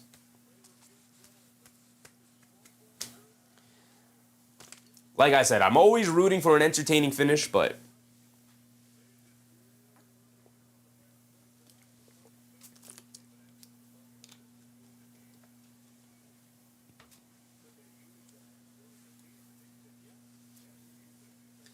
all right, here we go. Jokic does check back in. He's out on the court now.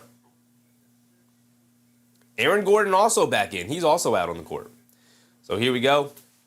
Hardaway remains out there. Jokic, Gordon, Hardaway. Bruce Brown and Payne Watson. No Jamal Murray is now back on the bench. The Blazers come out with Kamara, Avdija, Klingon, Tybalt, and Henderson. And Gordon has it up top. Gordon gets it over to Jokic. Jokic being guarded by Kamara. This didn't really work in the first half. Interesting that they're going back to it now. They show a double team. Over to Brown. Now extra pass to Watson. Wide open left corner 3. Splashes in nothing but net. His Klingon's a little late to close out there. And lead goes back up to 17. Avdija crosses over to his left. Kicks it up top to Kamara. Pump fakes over to Avdija. Ran off the line by Gordon. Good defense from the Nuggets here.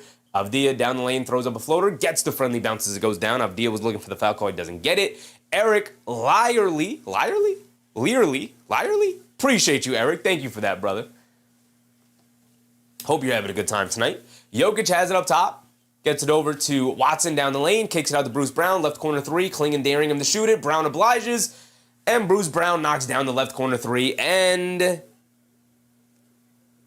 Rizix with the subscription as well. Appreciate you, Rizix. Appreciate you guys.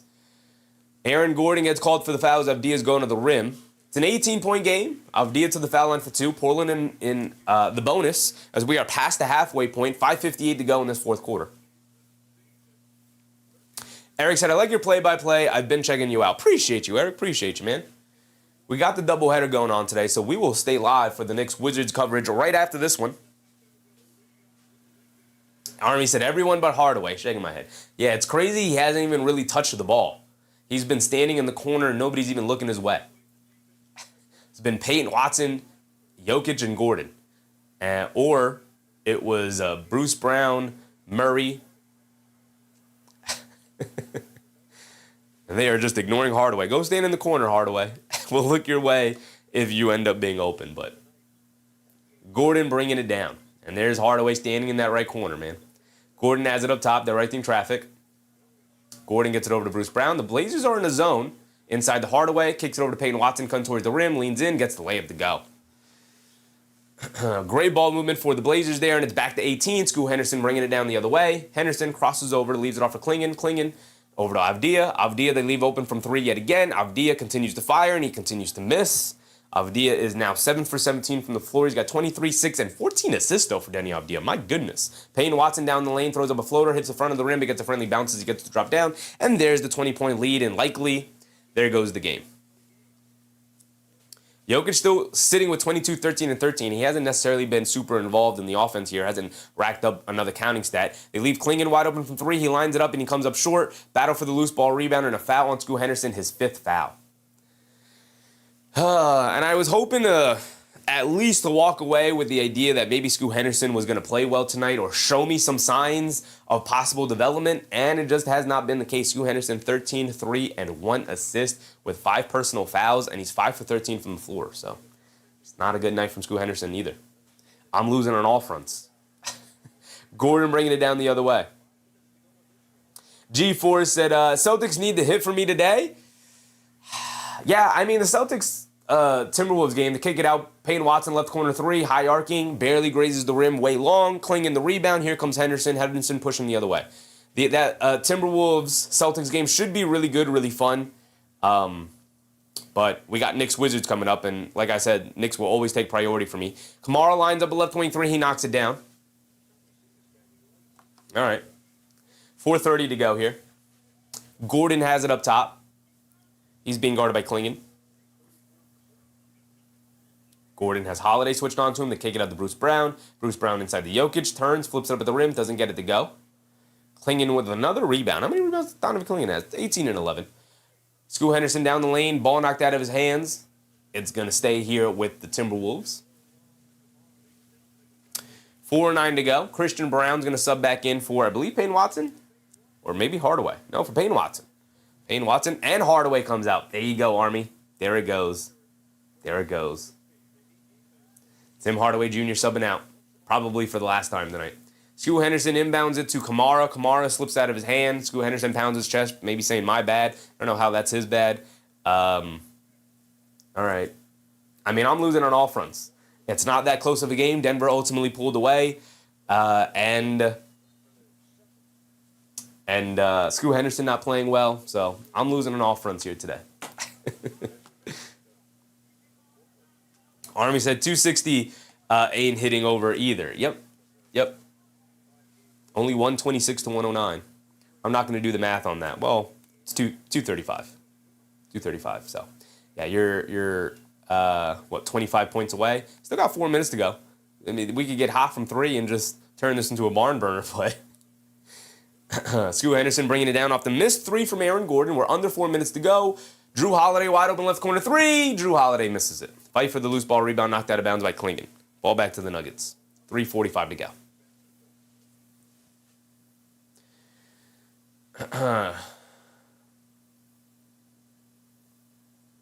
And what is going on this broadcast? What are we doing?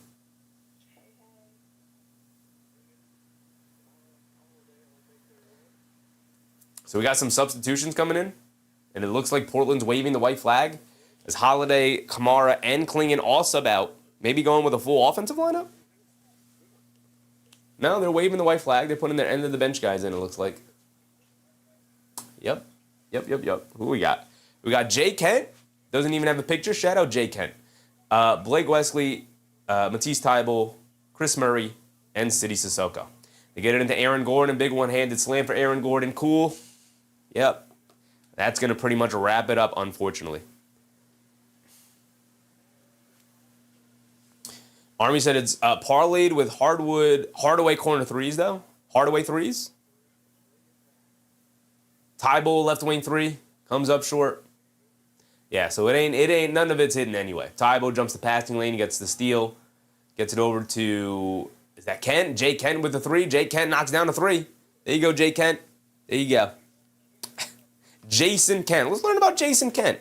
I love learning about new guys. Obviously, he doesn't even have a picture up here, so I don't know who Jay Kent is. Let's take a look at Jay Kent. There's his picture. How come we couldn't put this picture up there? Shout out Jay Kent, Jason Kent, who's out there. Bruce Brown misses a three. 6'8", from Texas, born in Illinois. Jason Kent getting an opportunity here tonight to actually be on an NBA court. Cool. Shout out Jason Kent. Lobbed it up to Gordon. Gordon not going up for the dunk. Instead, he catches it and kicks it out to Cam Johnson for a three. And a lot of jogging around as this one is essentially over. This one's essentially over. Delu Marie, what's up, Delu Marie? We're going right into the Knicks game. Sorry if you said that already, just joining. No, I got you, Delu Marie. We're going right into the Knicks game. So what will happen is I will end this stream. We got 2 minutes to go. I will end this stream and immediately jump right into the Knicks game. Or Knicks coverage, because this game is going to end somewhat early. We have, it's going to be 7:10, so we're going to have 20 minutes, 30 minutes even before the start of the next game. So we'll be able to go over a couple of things and talk about the game going into the next game. We got 2 minutes to go. We got a timeout here. We might as well cover this game to the very end, despite it being somewhat of a blowout, 128 to 112 here. But what will happen is I will end this stream, and the option for whether or not you would like to join us on the next stream will pop up for you. So just go ahead, hit that option if you want to join us on the next one to keep the stream separate, keep the room separate, so that this is this game's coverage, and then the next stream will be the following game's coverage, instead of trying to keep it all in one stream. So obviously the Knicks-Washington game doesn't tip off till 7:30, which means coverage doesn't start till 7:30, which means tip-off starts usually around 7:40. So again, we have about half hour before the start of that game. So we'll stick around. We'll cover this one until literally the very last buzzer. We'll go over maybe some box scores and then jump right into coverage of the next game. There's not going to be much to talk about in that one because Washington is sitting so many of their guys. I guess there's that to talk about. Army, appreciate you, brother. Hope you have a good time tonight. Donnell Hill. Appreciate you, Donnell. Thank you for subscribing today, brother. Hope you're enjoying yourself. Eric said, did you catch the Clipper games sometime? Did you do a Clipper game sometime? A Clipper game recently? No. We haven't recently done a Clipper game. We've done a Clipper game this year. We've done a couple Clipper games. But I haven't done one recently.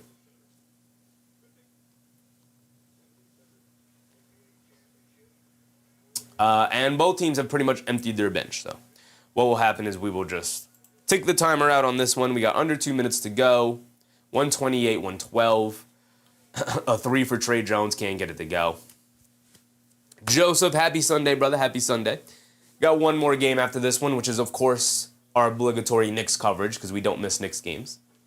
Jonathan Kent misses that. Jason Kent. I want to keep on saying Jonathan Kent. Shout out the Kent family. Shout out Superman's dad, Jonathan Kent. Jason Kent missed that three. When was the last time we did a Clipper game? We can look that up. We can indeed look that up. Deron Holmes, the third, is in the game.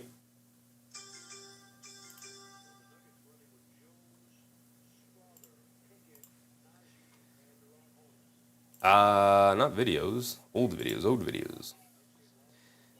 The last time we covered a Clippers game, I mean, you can literally just go and check this out for yourself to see how often we cover teams. I try to bounce around the league as much as I can and cover as many good teams as I can. So the last time was 2 weeks ago, 12 days ago, when the Knicks played them. That was the last time we covered a Clippers game. So it's been about 2 weeks. I know Garland had an incredible game the other day, had like 41 and 13 or something like that, right? So I know that.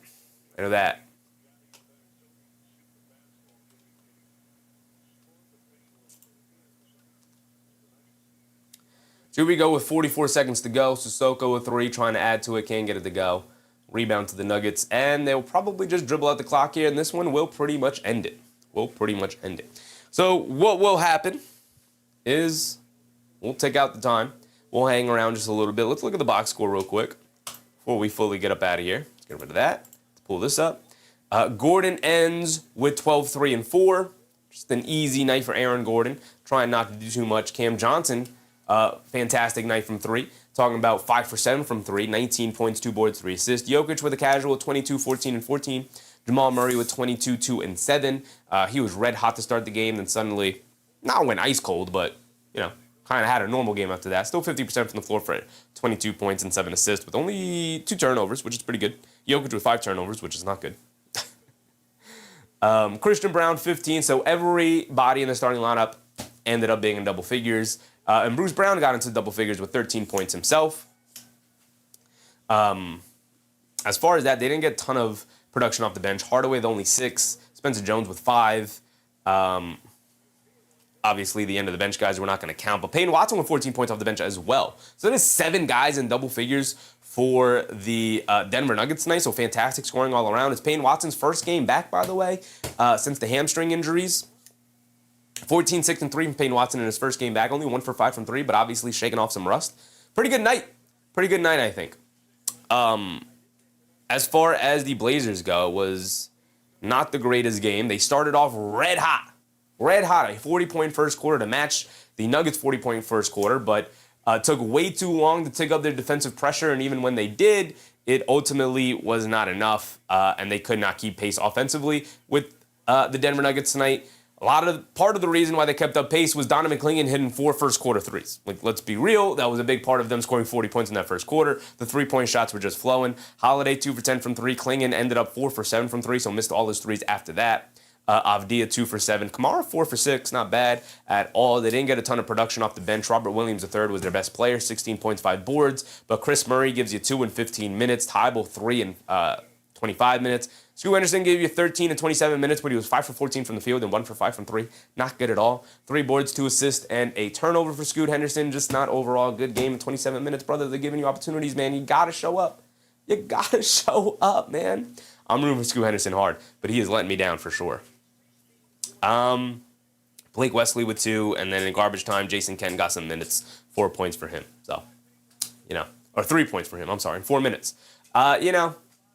They tried to hang with the Denver Nuggets today offensively instead of relying or hanging their hat on their defensive identity, and it cost them.